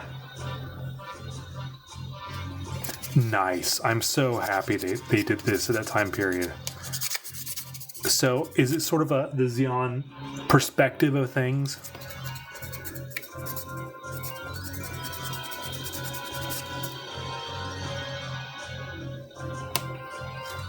Okay. Well, I was already sold. And I was excited to hear they're all up because I was kind of waiting for all the episodes to go up. I forgot that Netflix usually posts everything at once.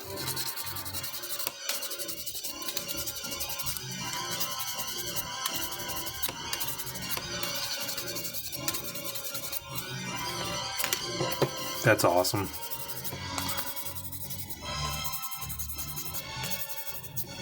Because that's one cool thing I liked about all the Gundam series at least I've seen. It's always kind of a question of who is right or wrong. And then everything always gets screwed up halfway through and sides flip. And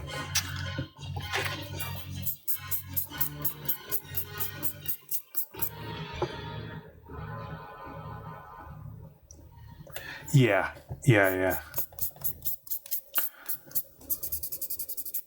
Okay.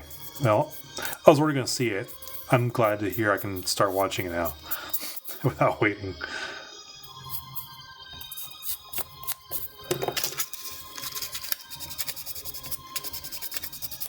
Because I say they should just go ahead and put all the episodes up.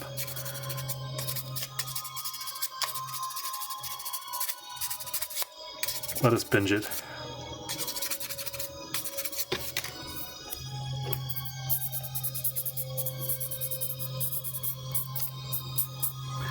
Oh no, really? Well, I mean, I have an open mind, so I'll enjoy it for whatever it is.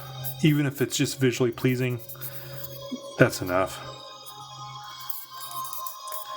I'm curious what people's complaints are. Are they complaining the story doesn't line up, or like the Gundam joint would never move at that angle?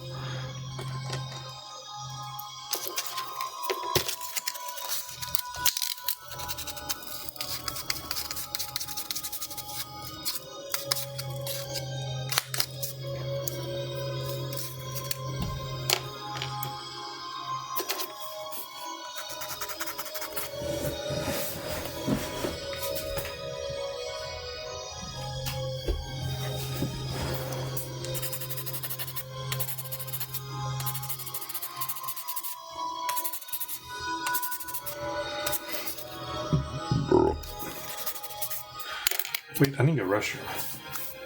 I'll be right back. I need to go to the toilet. Here's my fancy be right back sign. 1 second.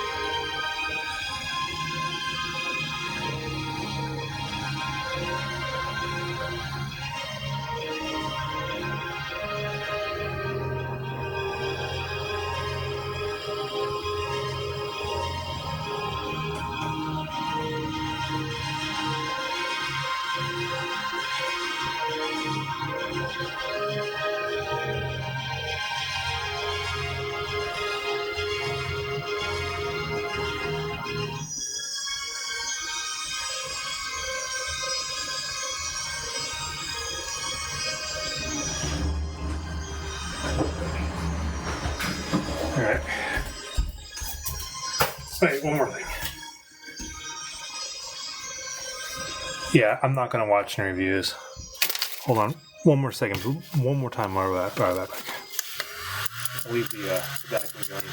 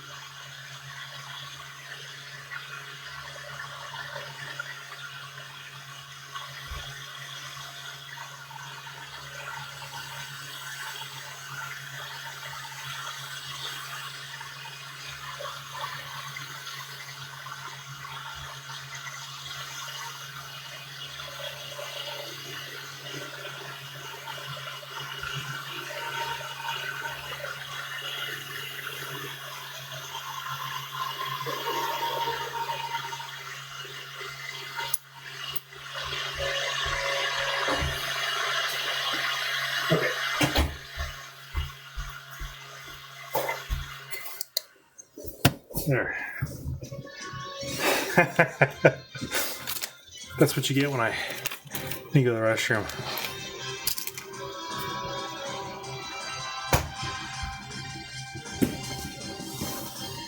Yeah, I would never.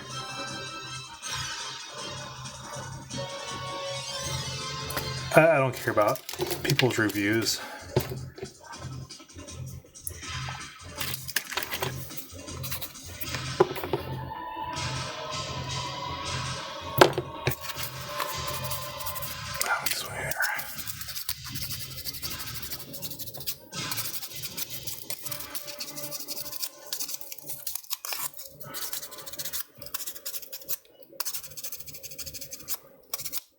I'm trying to go back and finally watch the Castlevania series also.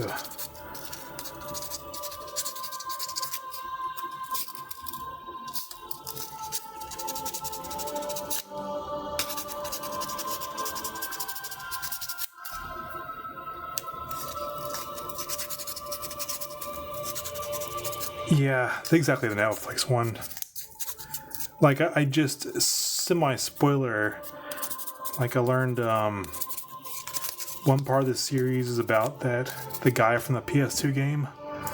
Like, I played the PS2 game a little bit, the one where he works for Dracula and makes the creatures.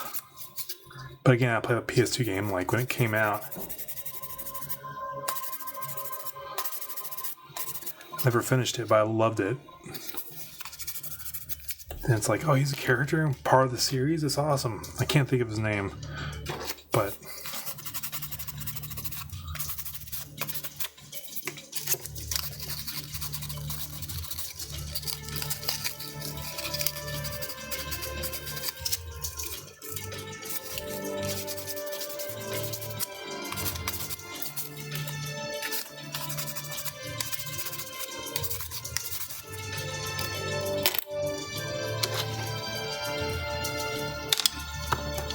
yeah, mostly I'm just looking for obvious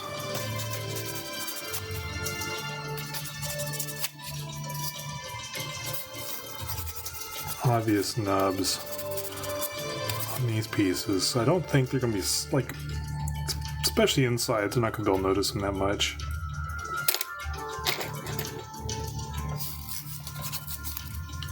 Yeah, and these are the pieces that, I don't know. I wonder if I should, like, go to the store and find those extra pieces and see what I could glue on there and just to see how it turns out.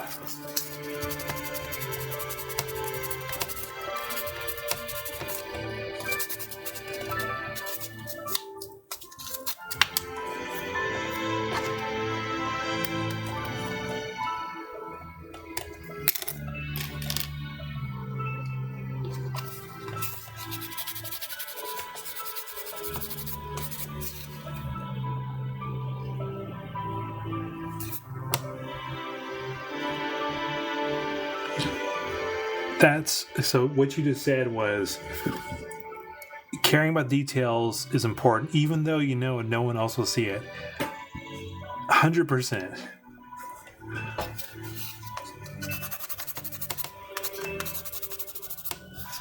It's like the saying about the journey is more important than the arriving at the destination. So my only goal is just to finish it. So I try to scale back what I want to do. Because, like, I know it's like, oh, I'm going to go out and find those pieces to make this stuff here. And I know I can do it. But if I stop myself and wait to go out and find the pieces, then will I ever finish it? So sometimes, like, between models, like, oh, I wanted to do that in the last model. There's some pieces I see on the store shelf, I'll buy it. And then I'll have it in case it happens again. Like these weathering things. I bought this for a previous one, didn't use it, but I'm using it now. So, but yeah, exactly. Sorry. It's not about. It's about what you enjoy and take your time and just learning and trying.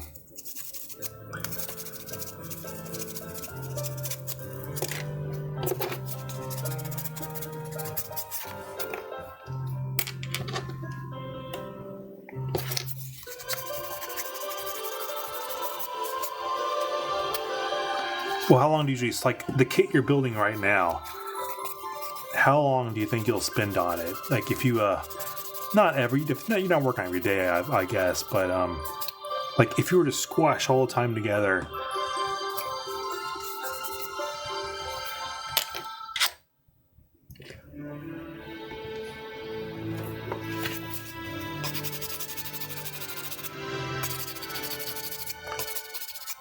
because this kit right here, like I was streaming last Tuesday and I was cutting up stuff, but then all week long I was priming and painting them to like the base colors I wanted. So I mean, you know, I could say I was painting all week, but I really, you know, just kind of going out there and that takes time. Like where'd it go? Where I put it up? Like this model here, I didn't paint it all except for details. I just clipped it, put together, and it looks great. This has been the first one where I actually put down like a coat of paint to make it darker, and it definitely like doubles the amount of time. Yeah. Now here's a question for you also. I always read, well, not just read, but just everything. People say you just put together, figure out the colors you want to do, and then take it apart. And then usually the taking apart part is the longest part of the kit, because then you paint the thing and then you stick it back together. I don't think I'll ever do that. I still sort of pre-plan if I'm going to paint it at all. But when it comes to weathering, definitely after I stuck it all together, I can't imagine doing weathering without it already all together.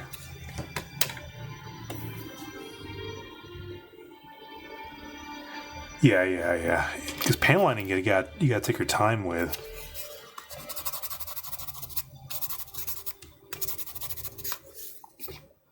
So, do you like panel lining with accent color or markers or what? Like, what's your preferred method?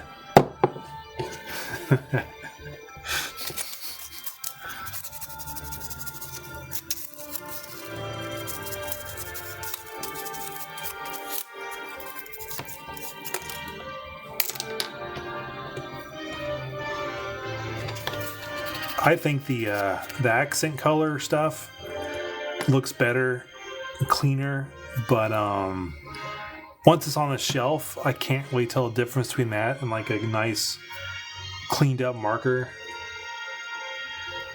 Yeah, see the airbrush. Having an airbrush easily accessible and having that ready to go, that's such an awesome tool.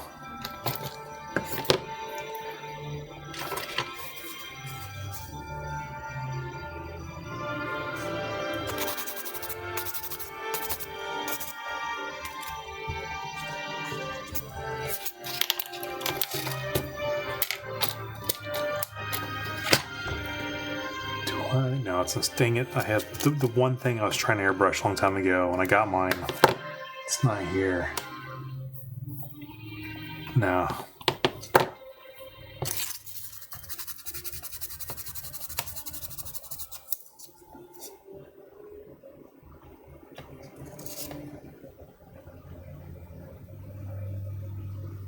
Oh man.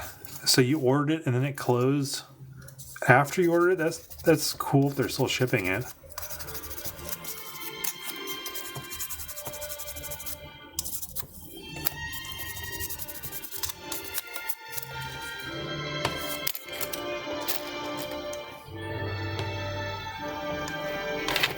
That's nerve-wracking though.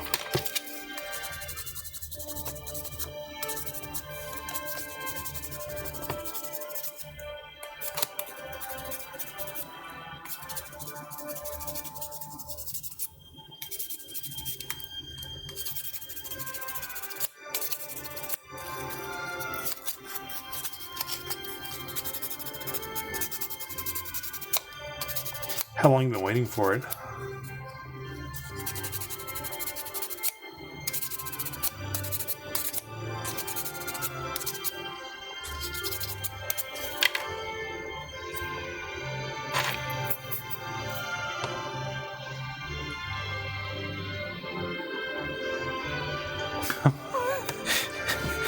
You've been very patient.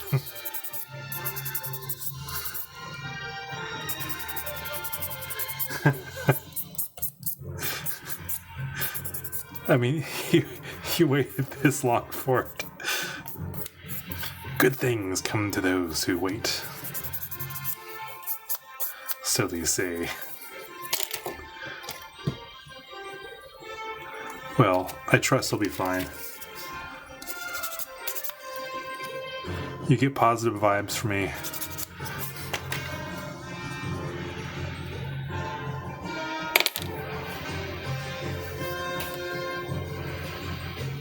Yeah, same here.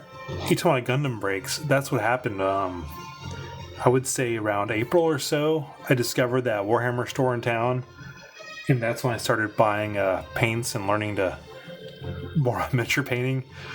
And now I'm getting back into Gundam again.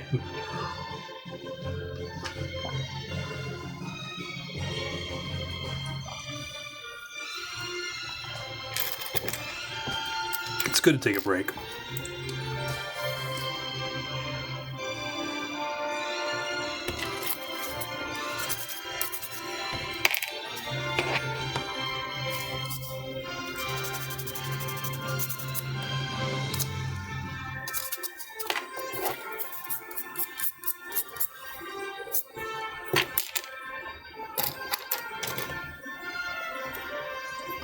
Yeah, I don't remember cutting out this many parts.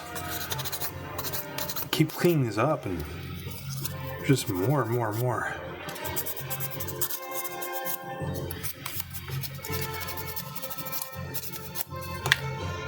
I wonder if I should go with a lighter color for the inner frame.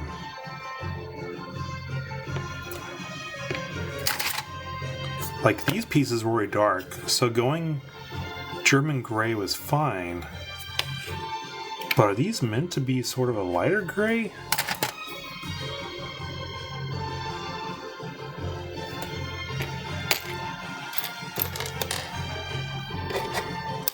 No house? I mean, it sounds like you have like somewhere to live right now.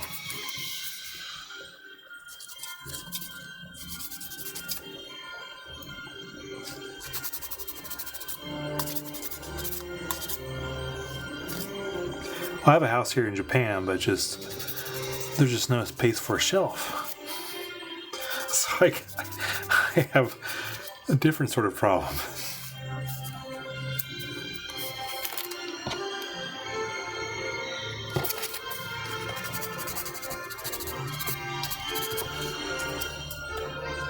I gotta get the camera set so you can see me at this desk, sort of a third-person camera.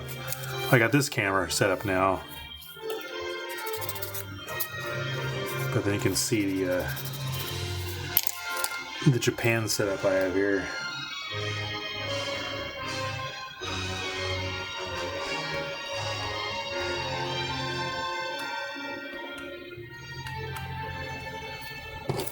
But magic, I mean, I guess it can be a money sink, can it? I mean, do you find yourself buying boxes just to get a single card, or like how serious are you?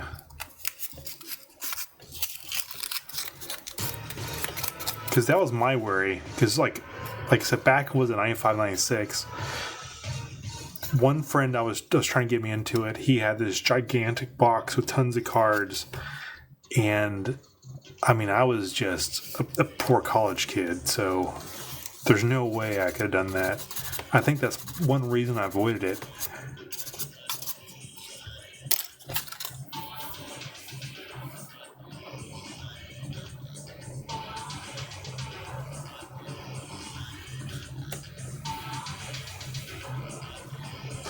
That's awesome. If people don't mind you printing up cards just to have fun, that's the way to go. I'm sure like tournaments that want you to have the original, but who knows? But that's cool if you have a community to play with and they don't care. When I was doing when I was a kid and I was doing Warhammer Miniature Battle, I didn't have any miniatures. So I just cut out construction paper and drew squares on it. We all did. It was basically just construction paper square fights, but it was a blast.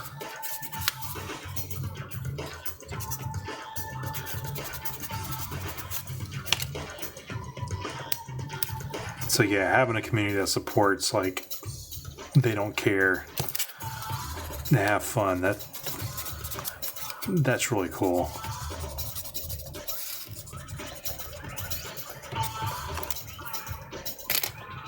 Because that's how you learn.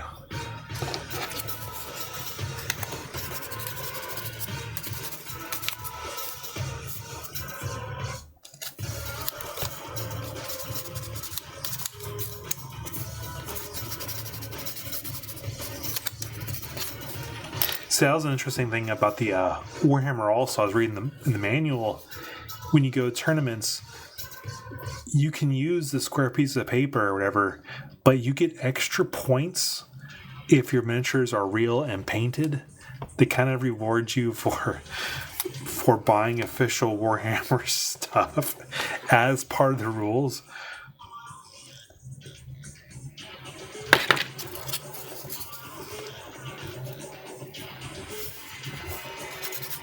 I never experienced that, but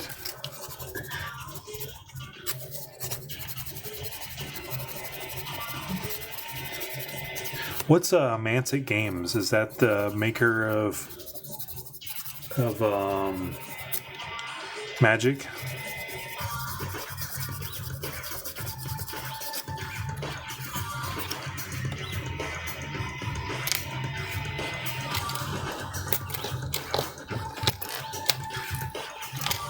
Kings of War. I'm not familiar with Kings of War.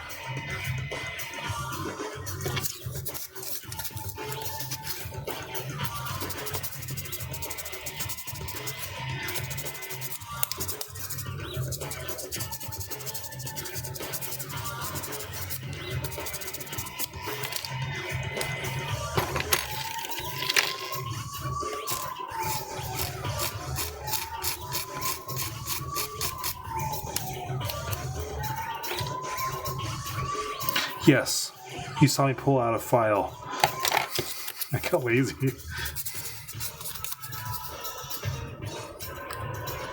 Oh, really? Okay, now I gotta look it up. 1 second.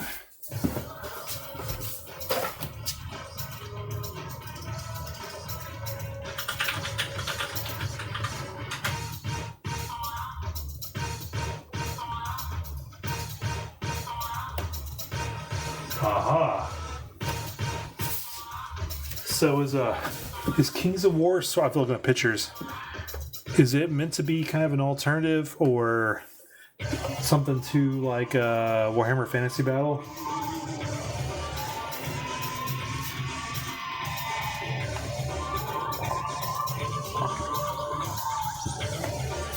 Because my first question is like, how's the price point?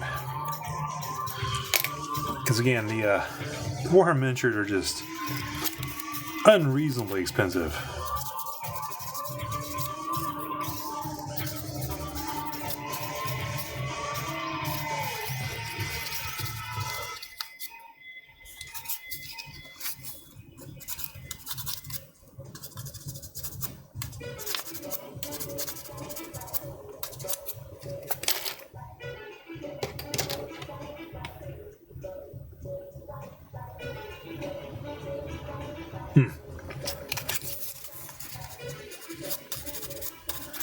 So it's more realistic.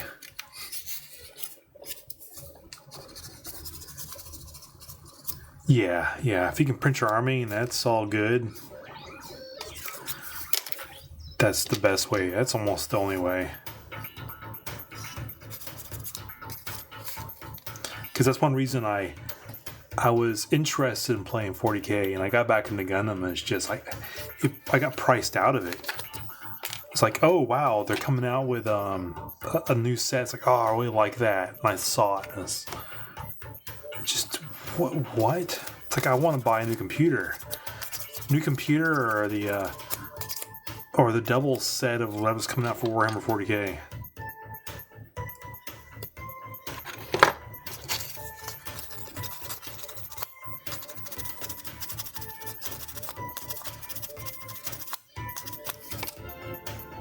or 30 Gundam models. Or one set of Warhammer or a resin printer.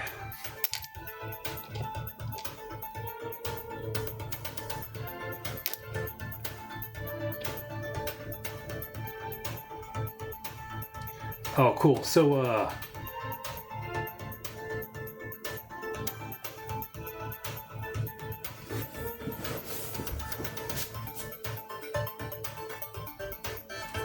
so you're saying Kings of War has official printable models?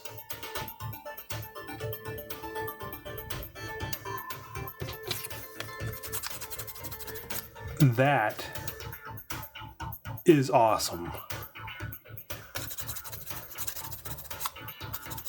That is really incredible, actually. They would do that. Or allow it. See, that alone would get my... Well, it gets my support, and I gotta look into it.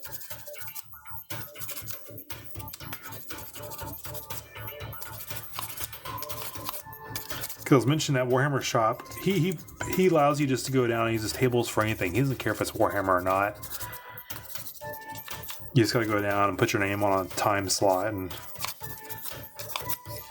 because for him, people coming in and using the store is what he's after.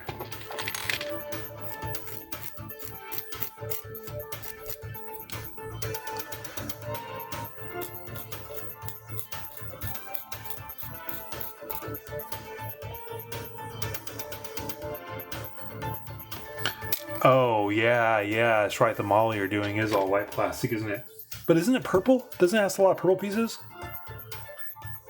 Because red, like, always leaves the worst mark. Purple is hard, but yeah, you're right. White, like, you don't see, mess ups or anything that much.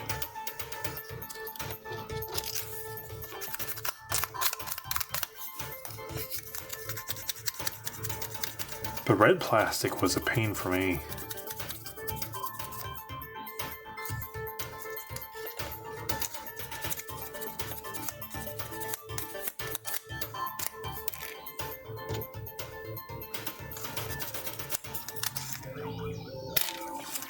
I think I got all the crucial pieces. I better, I think these arm parts are used for the things that stick out of the shield, like this. I think that's what it was. So I better, if they're sticking out holding the, a weapon or something, I better take my time on the claws. Yeah. I better make sure his claws look alright.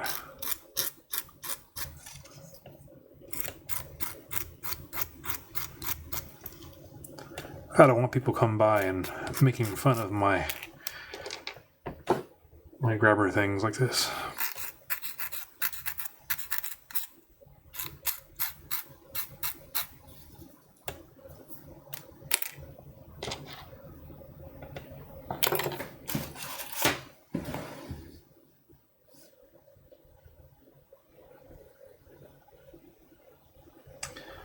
Let's see, where'd it go?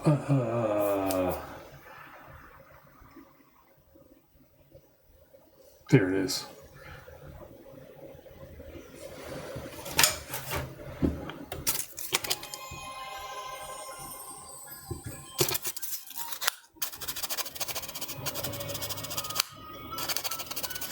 Yeah, I guess this is part of those arms.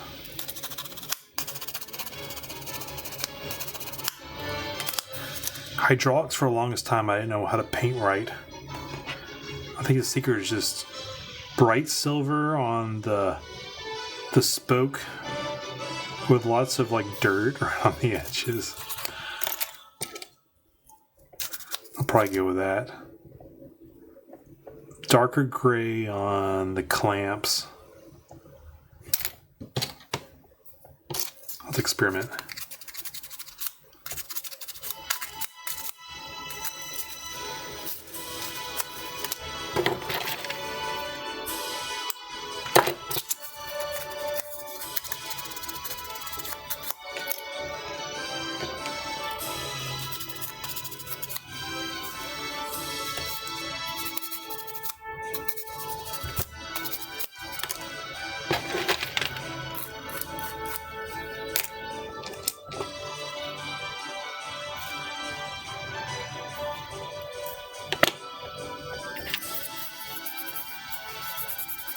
Yes, it's not rough enough.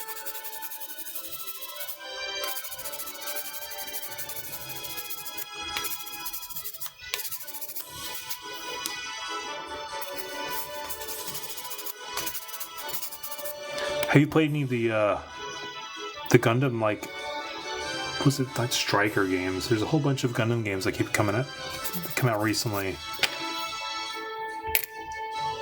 I've seen a couple mobile games, but then there's one where it seems like on Steam and PS5 there's a fighting game that's pretty popular right now. I'm curious if there's anything people would suggest.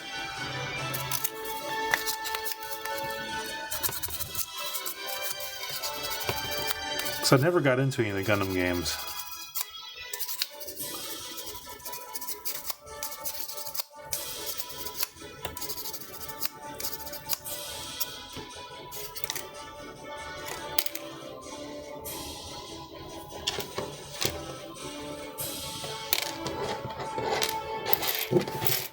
Alright. Oops. Don't do that. I need to get another bin.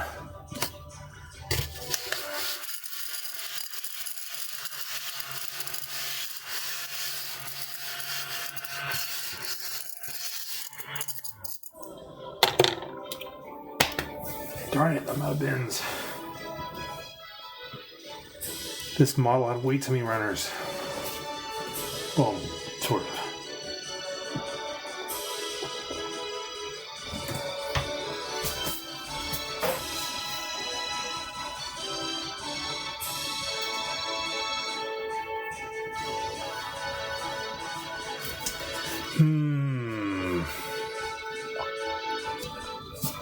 Right back. I gotta find a bin or something to put these pieces in.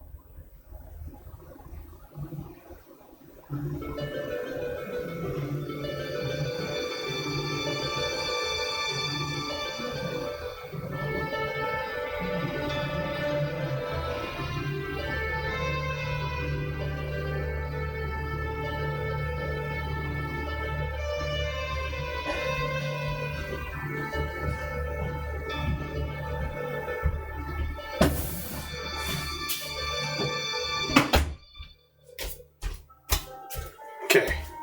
I think I got some plastic bins.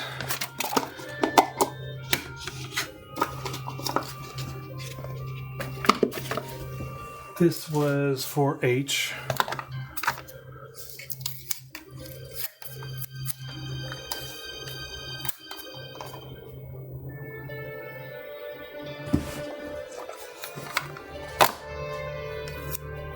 A sticker.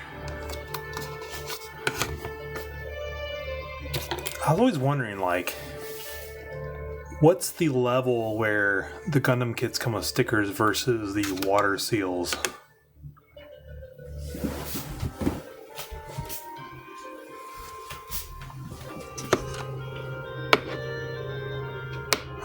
What is this? H. H.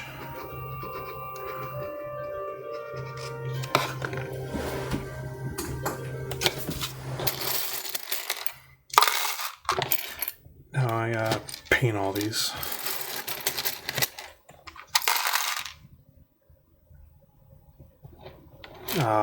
MGs, eh?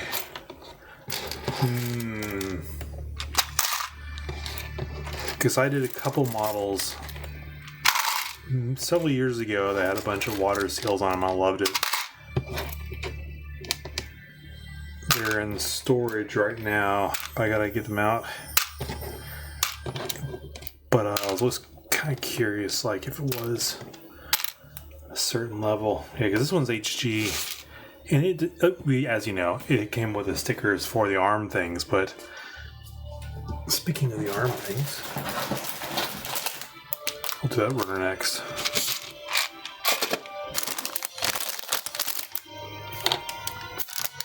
No, it's more internal parts.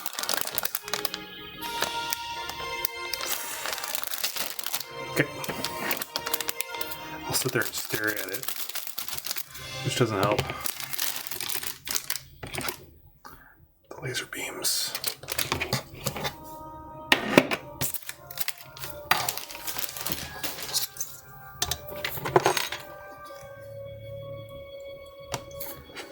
Yeah, I've seen a lot of stickers the past ones I've done, but they're usually simple enough where I just painted them on. And this one, have I opened it up yet for the stickers?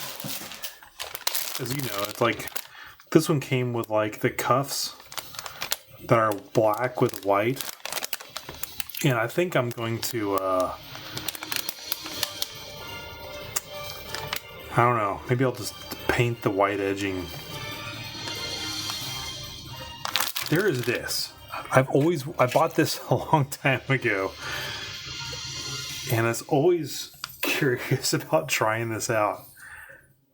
It's like, I wonder if I can mask using this liquid, if it's even any good. I don't know. I bought this so long ago.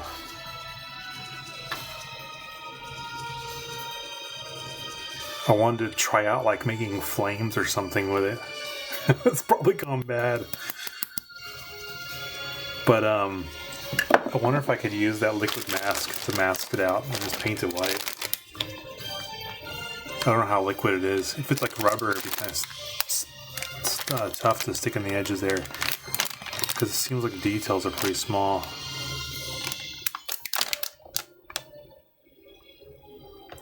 Now, I'm trying to think, there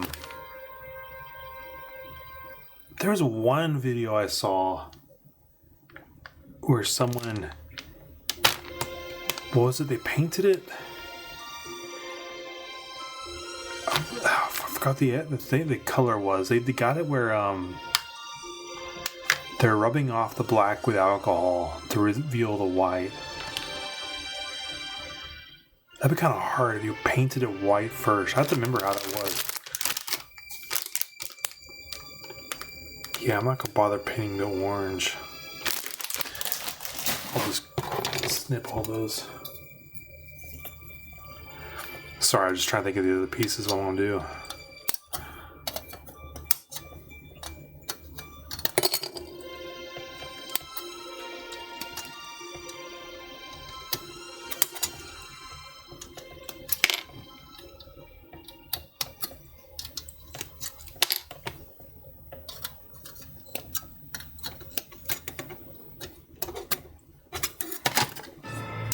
Yeah, this is dark gray. I'm trying to figure out how many shades of gray this model has. Okay, that's light. These I'll definitely go with German gray again.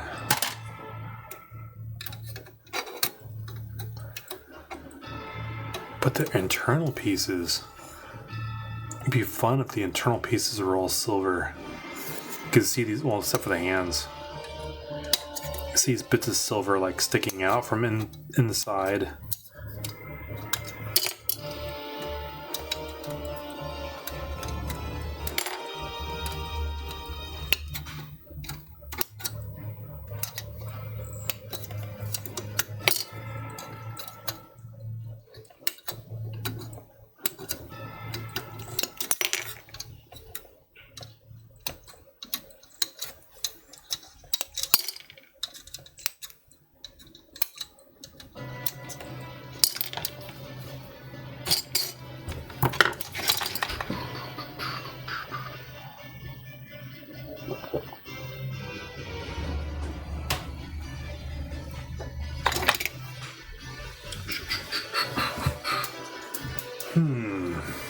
see.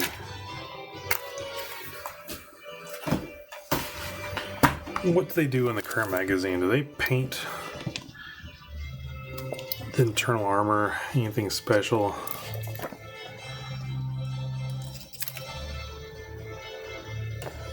Well, that's cool. What's this?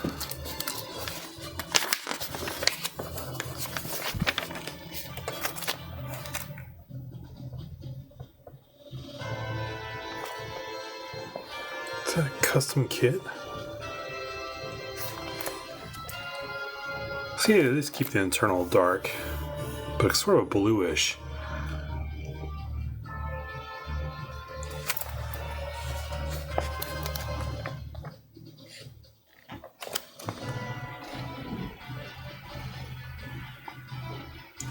Yeah, because I mean, it's cool having. That's badass right there. That's the cover.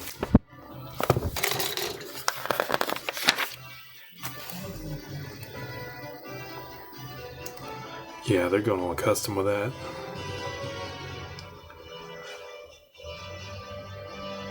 Yeah, but they're just weathering things.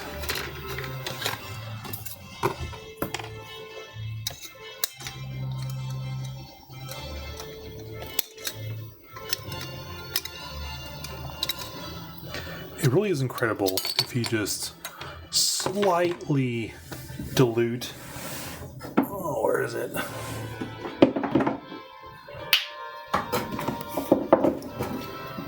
If you dilute like a multi-white and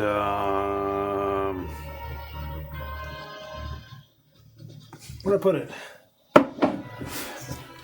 Mother brown. It's like diluted white just kind of gives it that dusting.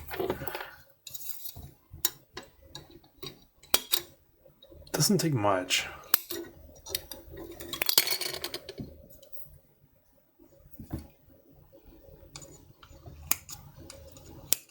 But I gotta finish assembling this first, then I'll start doing all that crazy stuff.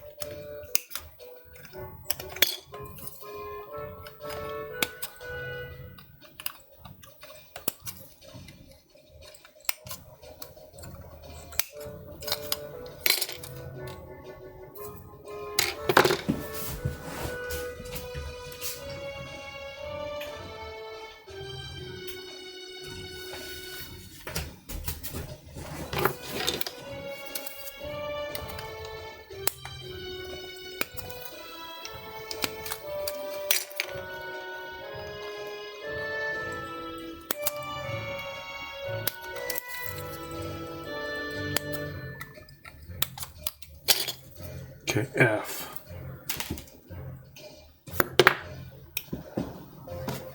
Got my new bins. F. There we are. Tip.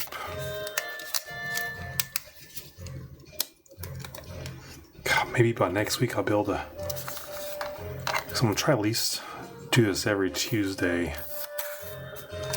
Usually I try to also build like my Saturday mornings. But that doesn't always work out. If I can start building it, like if I can get all the runners cut, this is like the last main one, I think. Where's the other one? I got one more, that armor. But then I can paint these during the week. And then next Tuesday, I can start assembling it. How's your model come along? Are you making progress? Did you finish the legs?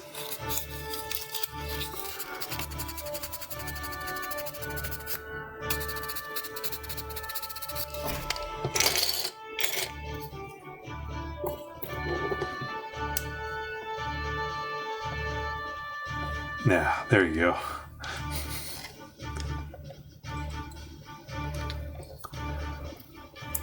I'll be interested to see how it looks. Like, I tried to set up a a Discord with a Gundam channel on it.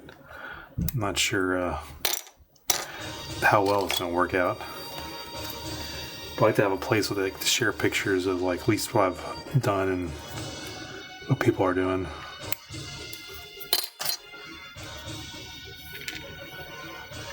Oh, nice! It's standing.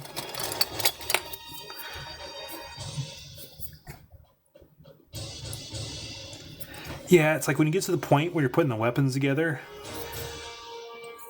That's where, like, for me at least, that's where the real patience comes in. It's like you just want to call it quits. It's like, okay, I'm done.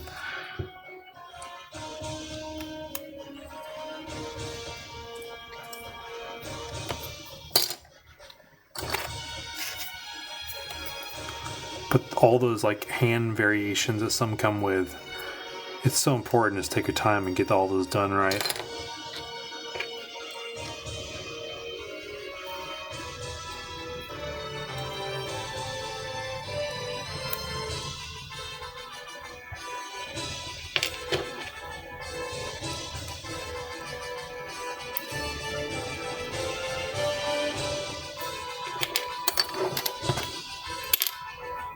Well, from the pictures I saw, that's a cool model you're putting together.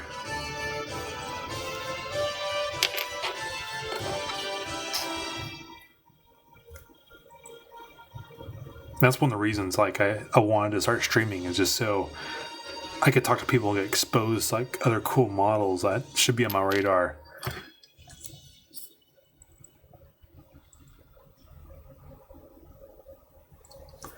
Oh yeah, you're talking about spare parts. I'm sure you have more. Yeah, it's like I have a one that's forming here from the recent ones. Because we were talking about the box tops earlier. I usually kept my spare parts with the manual, but if you're keeping it at 110, that's probably a better way to go.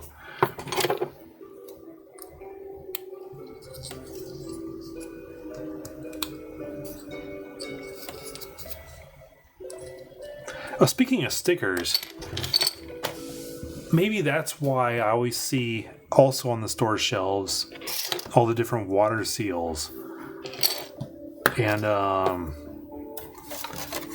because then, like, in these magazines, I always see them like buying this version and putting the water seals on them. Maybe I should pick up some.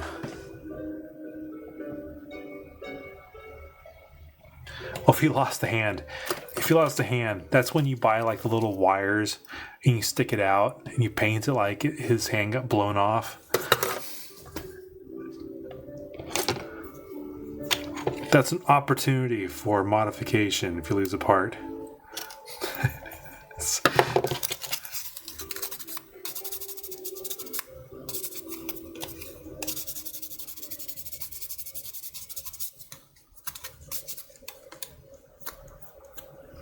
Yeah, it doesn't have to be official ones.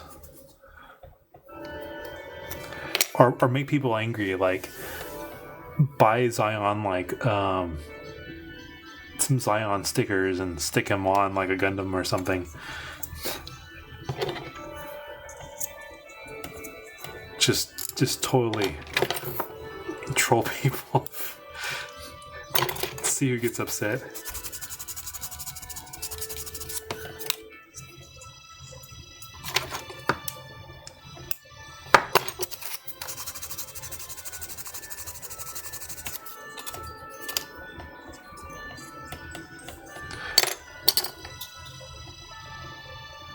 Like, you know, stick 40k water slides on Gundam models.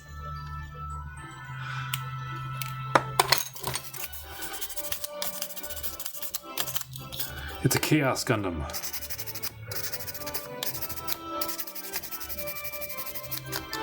Yeah. Yeah, totally. That would be actually be pretty cool.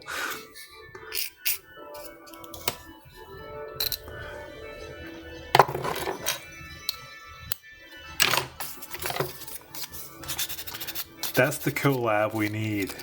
Gundam with a 40k.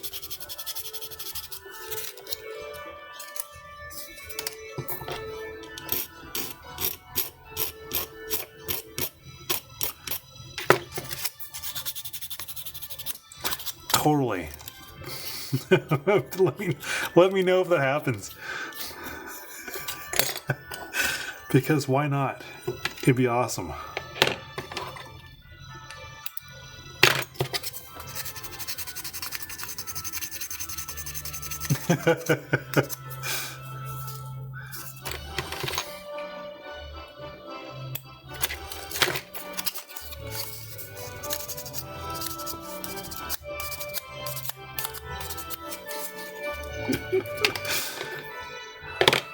Yeah, that's such a cool idea. Totally do it, man. Or ma'am, I'm sorry. Sorry, I'm not sure. Totally do it.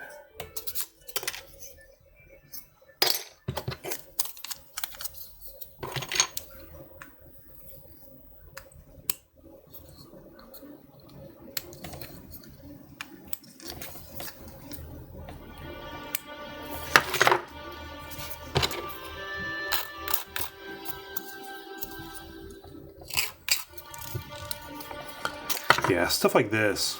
This is where... Well, yeah, sorry. I try not to... I don't know. I don't know if it's even possible to see on the camera. It's like these... I don't know if it's called defects, but it's just where the plastic, kind of the mold is all messed up. This is one reason I always like to paint. That type of stuff bothers me.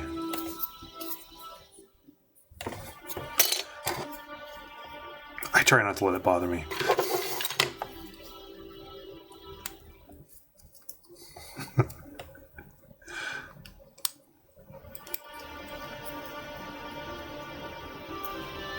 Alright. Most of these pieces are inside. And all the runner connectors are like on the nubs, which is awesome. A little bit here. See, I'm approaching a lazy phase. It's kind of a sign that I should take a break. When I start feeling, oh, I don't need to sand it down. I don't need to do this, such and such. That's the sign.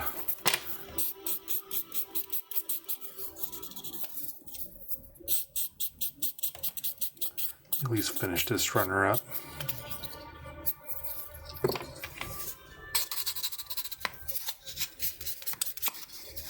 I'm not sure if you're into games. I've been playing Tales of Fantasia on PlayStation.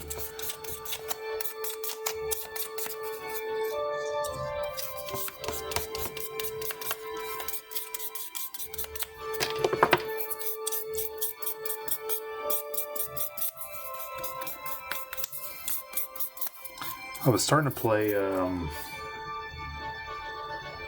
cool. Then, if you're playing that game, I think I got that. Either I bought it when it came out, but I started playing Metaphor, and I love it. And then I had like a hankering to play Tales of Fantasia, which was an old Super Nintendo game. Because I read it, I wanted to play Tales of Destiny. Then I read that Tales of Fantasia came first. But Octopath Traveler, yeah, that's I either bought them or they're on my list, like both of them. Yeah. It's the newest one from the Persona people, and I've had people tell me that. Because the Persona people made Persona, and they also made that other series, Shin Tagami or something like that. And Metaphor is kind of between them in terms of how the game plays versus combat. And it's so cool. It's like the story and setting in Metaphor is so good. The idea of having limited turns is stressful for me because I like being able to go out and grind and like raise my characters up, make them OP, and then go in the next area.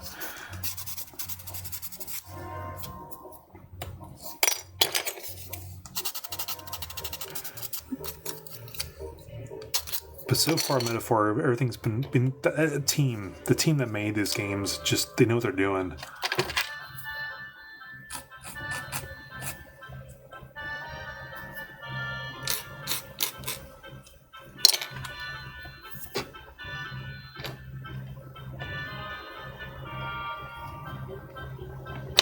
But how is Octopath Traveler versus the second one versus the first one?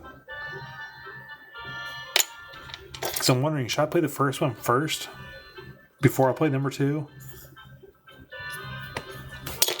Let me see if I got that or not.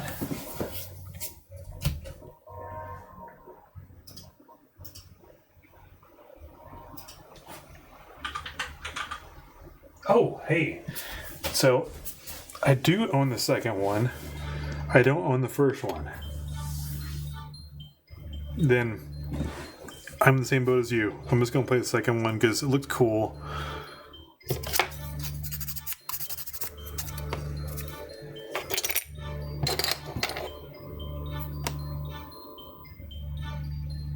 Good, because the second one's the one I have. Yeah.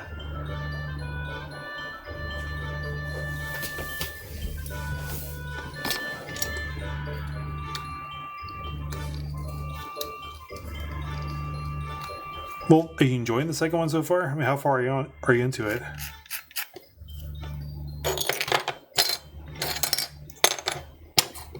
Because I'm just at the beginning of Metaphor. Before I get too far into it, maybe I'll play that one next.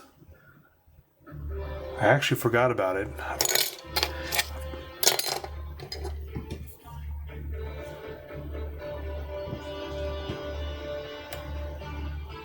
Oh, sorry.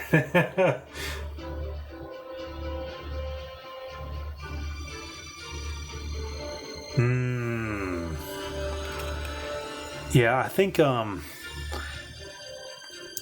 Metaphor is not... I mean, all the Persona games, they're kind of different. They're awesome, but they're different. I like sort of the semi-open atmosphere. You can kind of go off and grind if you want to, sort of, maybe.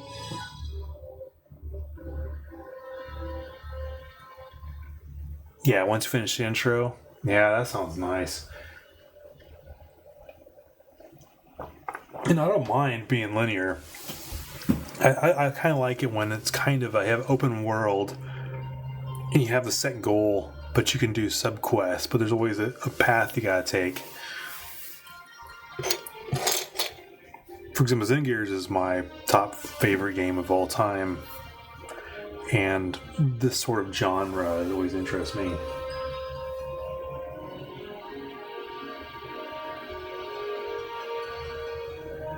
Ah, that's cool. Yeah, and that sounds like with 8 character different stories, it sounds like what it was like on the first game also.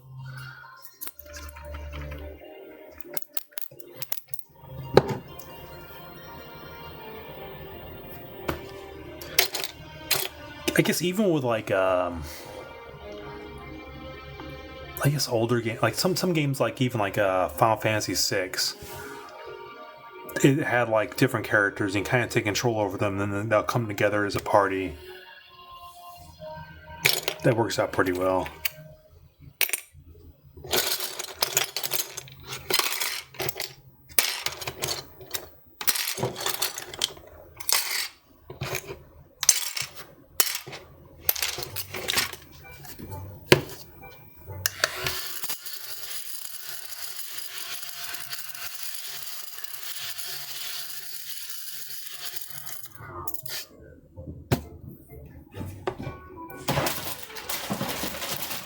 Okay, I gotta make it through one more.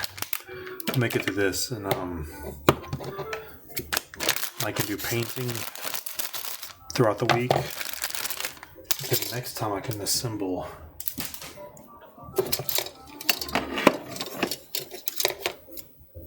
The feet? The feet are bluish? That's kind of surprising.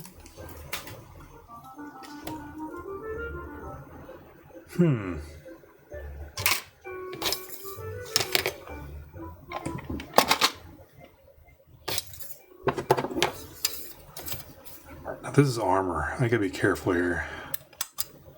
It's green armor. You're talking about how white pieces are easy to not have to worry so much about them, but man, this.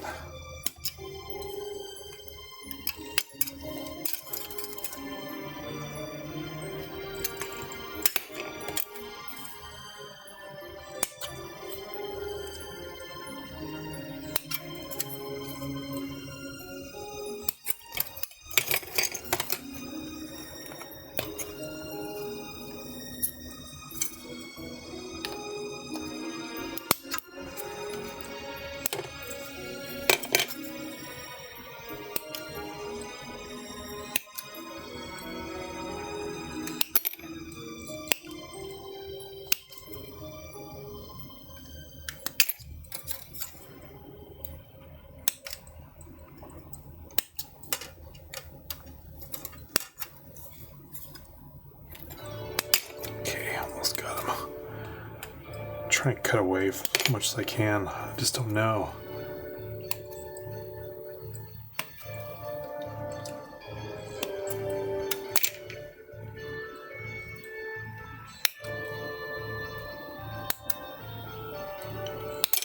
Okay, E.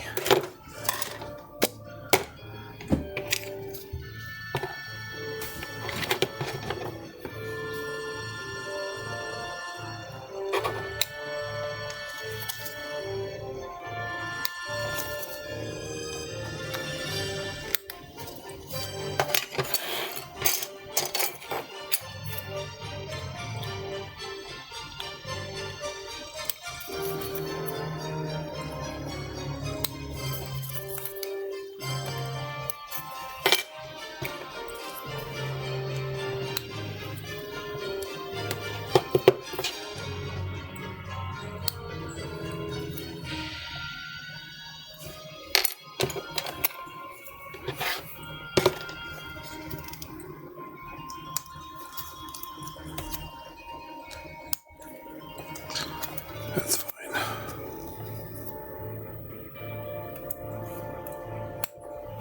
There we go.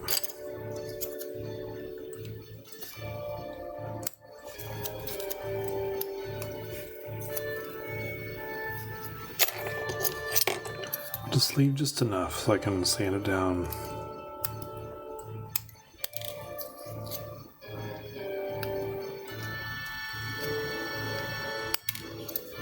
Yes.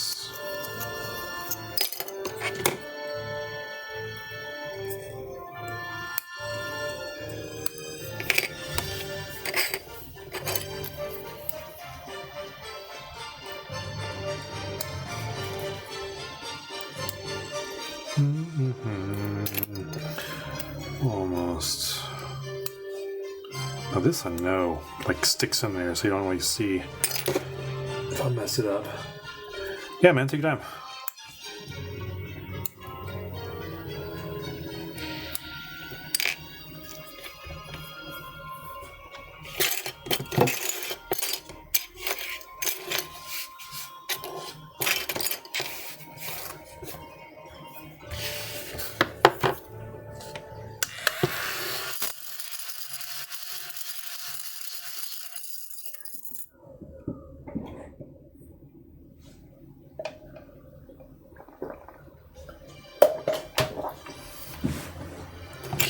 First.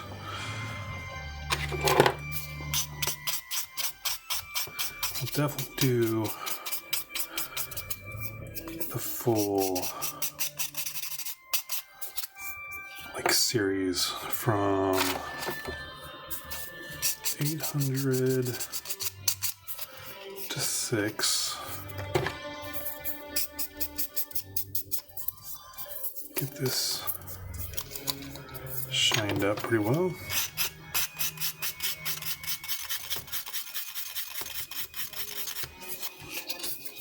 I don't think I'll be seeing that, but hey, let's do the right thing.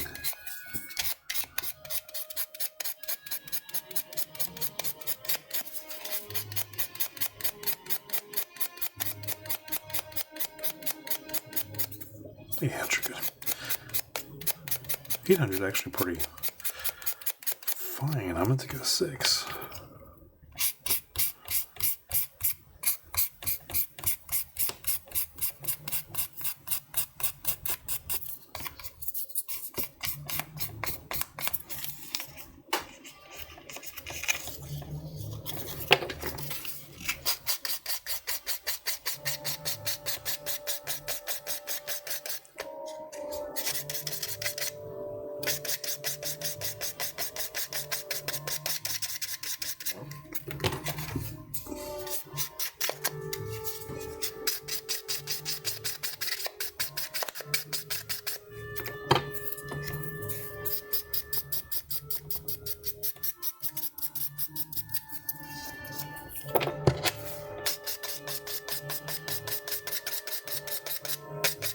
Let me see if I can take that mark out. It's like on the tail here.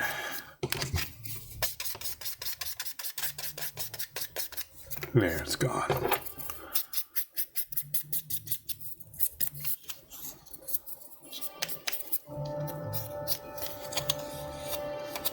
Nice.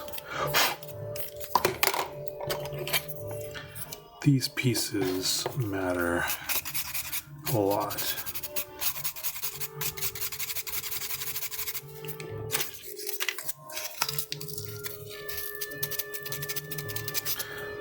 What is this? The back, maybe?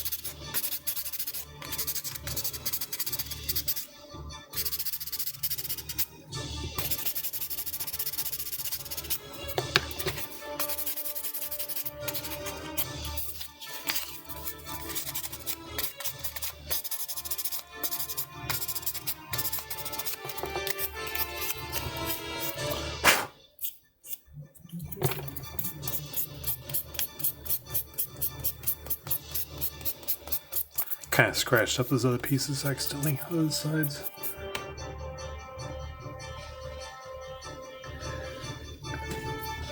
So is the claw similar to the other version where it's kind of like this gigantic claw thing? Sort of like a weapon?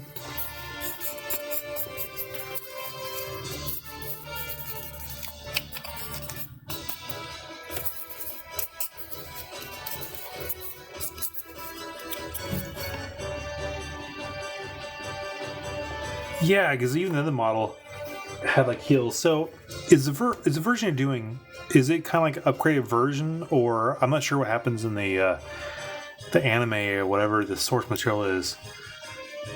Is it like a powered up version of it where it keeps the same form but they add armor to it or something? I'm curious what the connection is.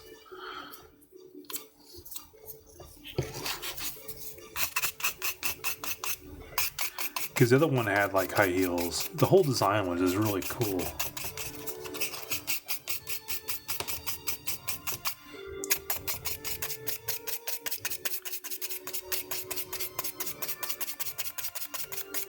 Oh, they're like, hey, this is the better version.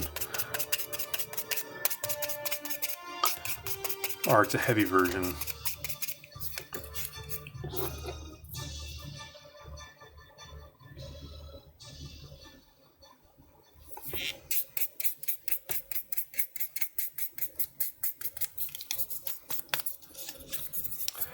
That's cool.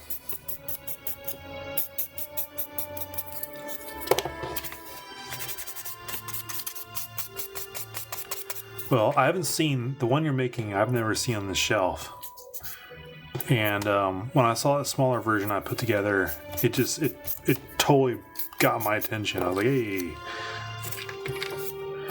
And that's what usually I do. I walk down the aisle of all the models, and it's like if anything catches my eye, I try to just at least buy it because I know I'll enjoy making it.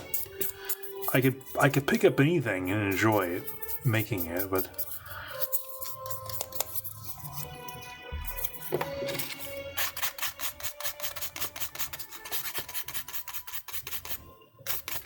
yeah.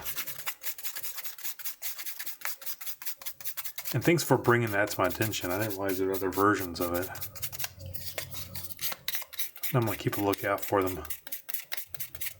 Sometimes I enjoy just always trying to find something at the store. It's almost too easy to order online. It's almost a personal challenge.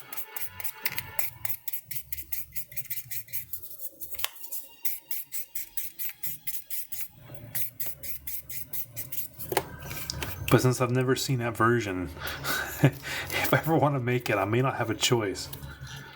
There's a few more shops in Akihabara I need to go to.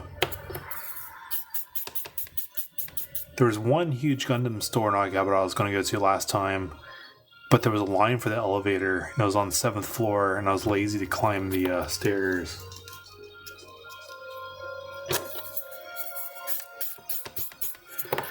Yeah, and I would think, unless you live like I do, like in Tokyo, or I live in Yokohama, which is right outside Tokyo, I would think online would be your only choice.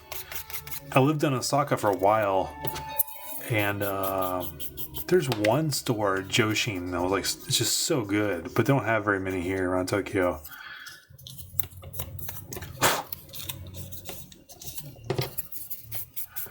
But yeah, I can imagine you have to buy all your stuff online.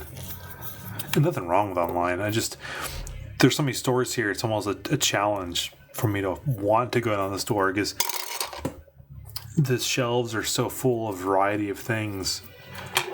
I've lived here long enough where, but I mean, even though I lived here for a while, it's just so cool. I just still find it cool, and I'm glad I find it cool. The day I walk down the model aisle and I'm not flabbergasted is going to be a sad day for me.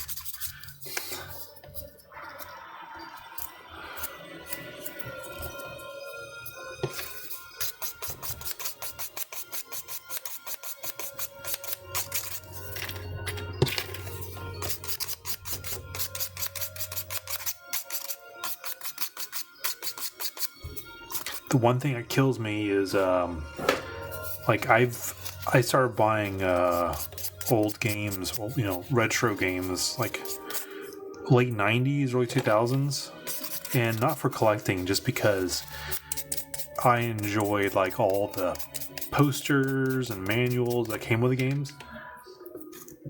But then like around 2010, it's just everything just like died with retro because all the collecting became popular. But I'm glad it did. I mean, it's cool because actually there's more stores. So, a point. I don't think I had a point. Never mind. Something about buying Gundam reminded me of buying used games at Book Off.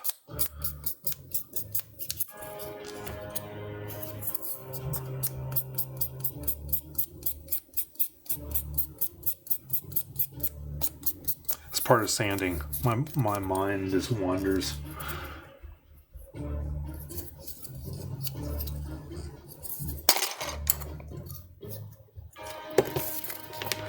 Just trying to be extra careful with these last pieces here.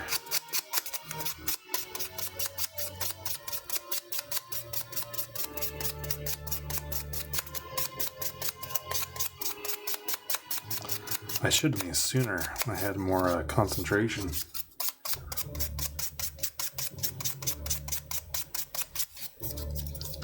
My guess is I'll start painting these tomorrow. Spray painting. I'll just put them on the sticks and spray paint them. You don't stream that type of stuff. And then I'll try to figure out why I didn't sand them down enough.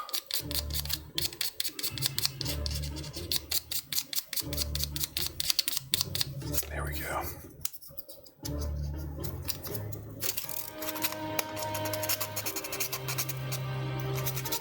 So where do you buy your stuff online?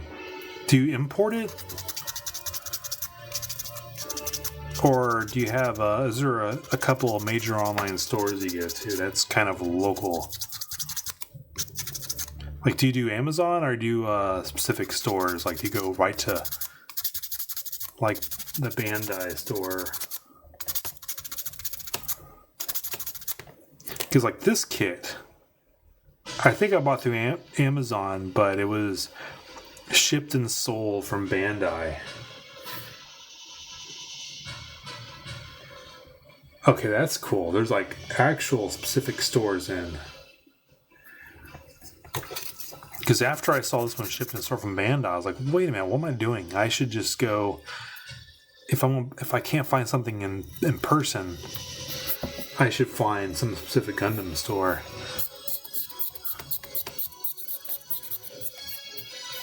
That's nice. You have actual sources you can buy stuff from. And the price you mentioned earlier was good.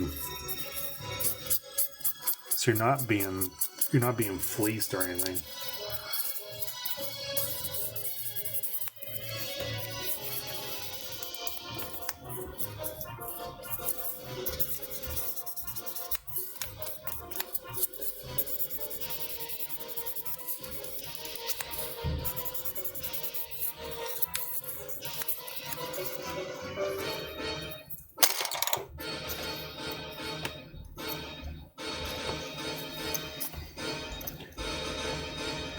P Bandai? Sorry, I'm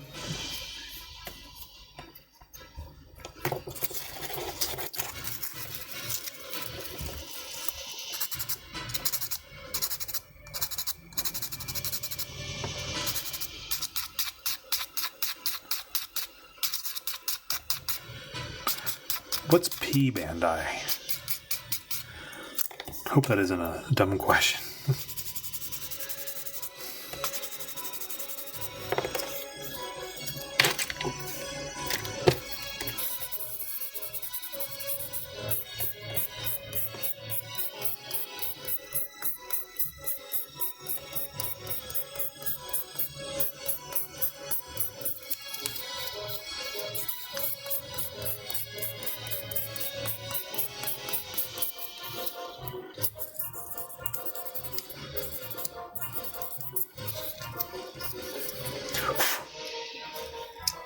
Premium. Okay, sorry. Yeah, thanks.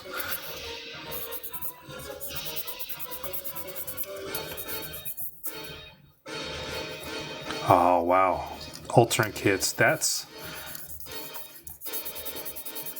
Alternate kits are things I'm just now kind of understanding exist. Like I'll see stuff on like displays, and I'll go in, and it's like, well, they don't sell here, and I don't realize they're probably alternate kits. They're probably limited editions or something. So yeah, that's cool if you have a source for that type of stuff.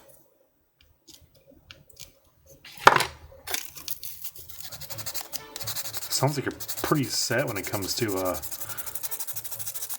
how about your tools? Like stuff like this, you don't have to buy sponge. I started using sponge recently because it seems like it doesn't scratch, but I use normal sandpaper also.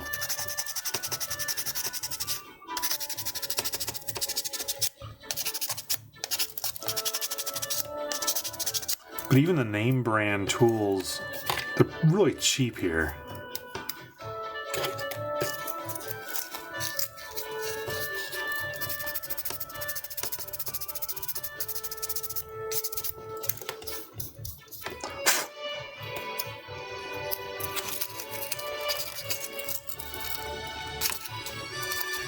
Ah, nice. Yeah. I think most of my stuff here is Tommy on this desk.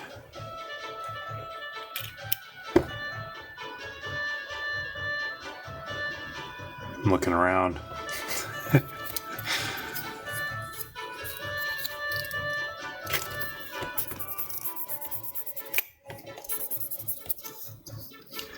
Yes.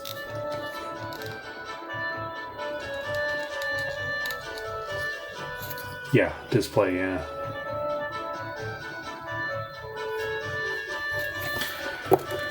Now these particular nippers, I came with a Tamio set I bought 5 years ago, and they're getting dull, but they've lasted forever. I always see people using the God Hand versions.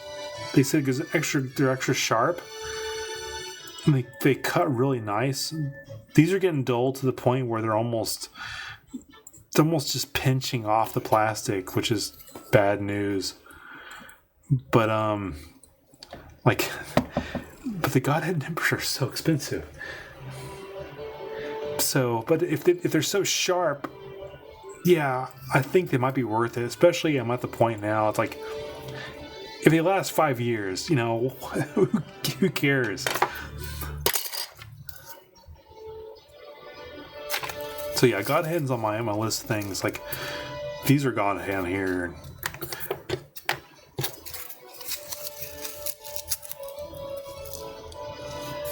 Oh, so you're saying that's yeah. These look that's interesting if you're saying they're also single. Huh. I'll have to pay attention to that about the single edged. I mean, these are definitely, since it came with a starter set, they're definitely not like the highest grade things ever. But it's led to me doing things like this. You cut far away, then you spend time sanding. If a nice pair of nippers allowed me to really get close without having to sand so much, that'd be nice.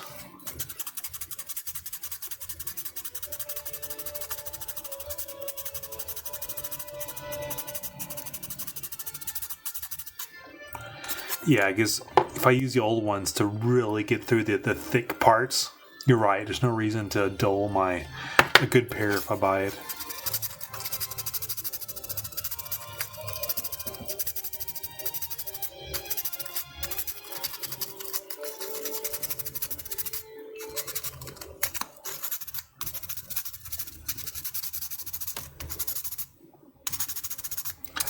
Very good point.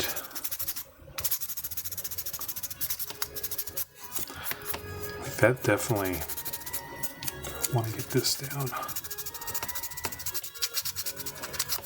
There it goes, finally. I was worried I damaged it. This is like the top of a major piece.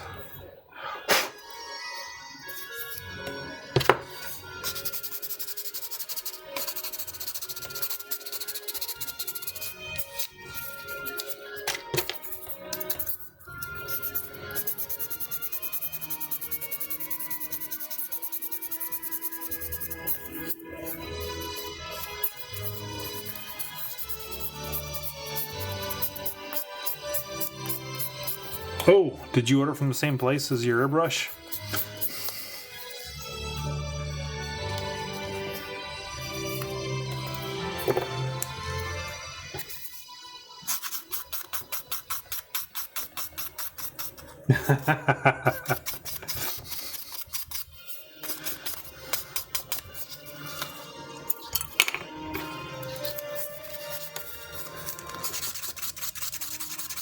Oh,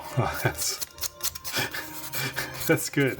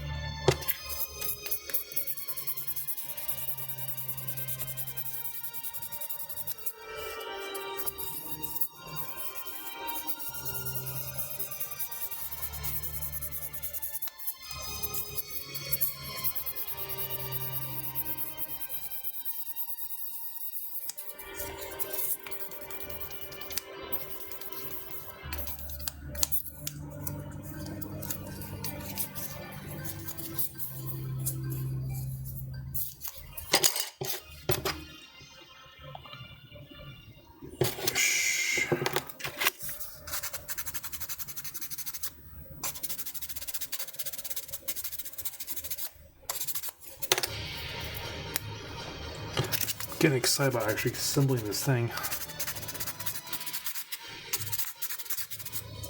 I got a lot of painting ahead.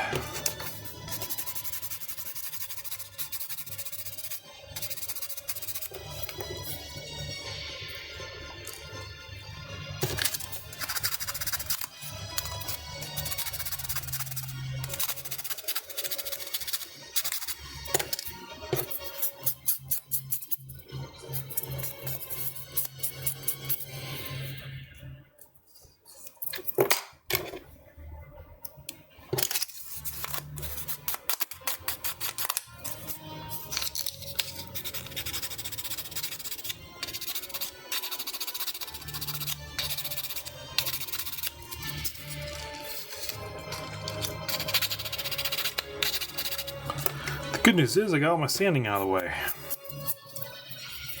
That makes painting easy.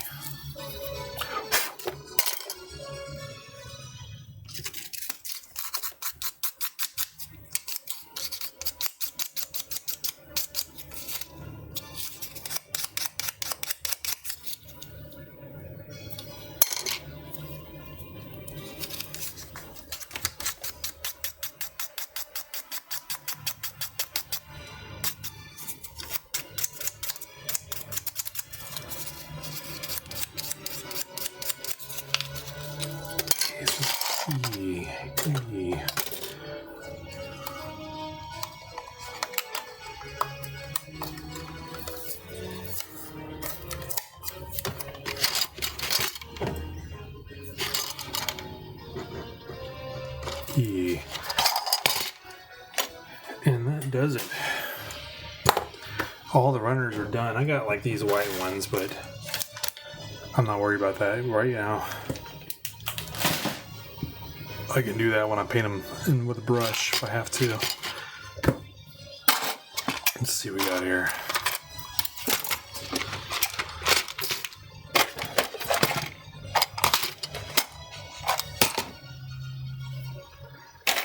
Then I have these. So I'll put together before I do the rest of the weathering. It was fun like playing around with this little bit of design to see what I like. And that should do it for that. Spray paint these. These are spray painted already. Spray paint this. And spray paint those. These are done also and ready to go. So I just need to spray paint this set. Then I can assemble. Hey, thank you very much for joining me tonight. I got to now spray paint. I will always be on at least this time every week. I'm trying to make a schedule. And if I do come on over the weekend, usually it's Japan early time, which is probably around noon here in Japan. Yeah, it was an awesome conversation. Then, because after I spray paint it, the next step is assemble. And that is the real fun part. I mean, it's all fun, but yeah, exactly. So for me, it's like mid-afternoon, Saturday or Sunday, or Tuesday. I'm trying to make Tuesday the Gundam day. The Gundam time.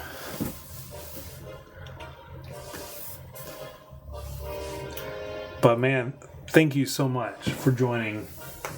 And I hope to have a conversation with you soon. And I'd like to somehow see the kit you're building. That's cool. Like I said, I tried to put a Discord thing together, which I linked from my the details on this channel, but you know, I don't know much about Discord. I'm trying to get it going. And I have a couple other viewers, another one like shared his models, which is cool. And I'll try to get my pictures up there also. But thanks so much. Have a good evening. I think you're a couple hours behind or forward.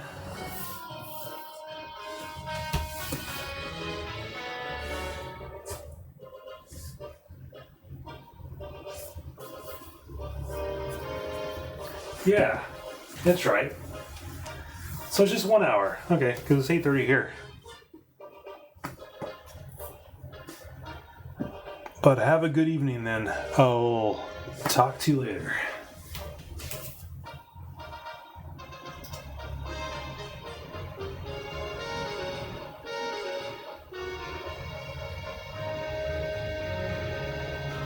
Thanks again. Bye.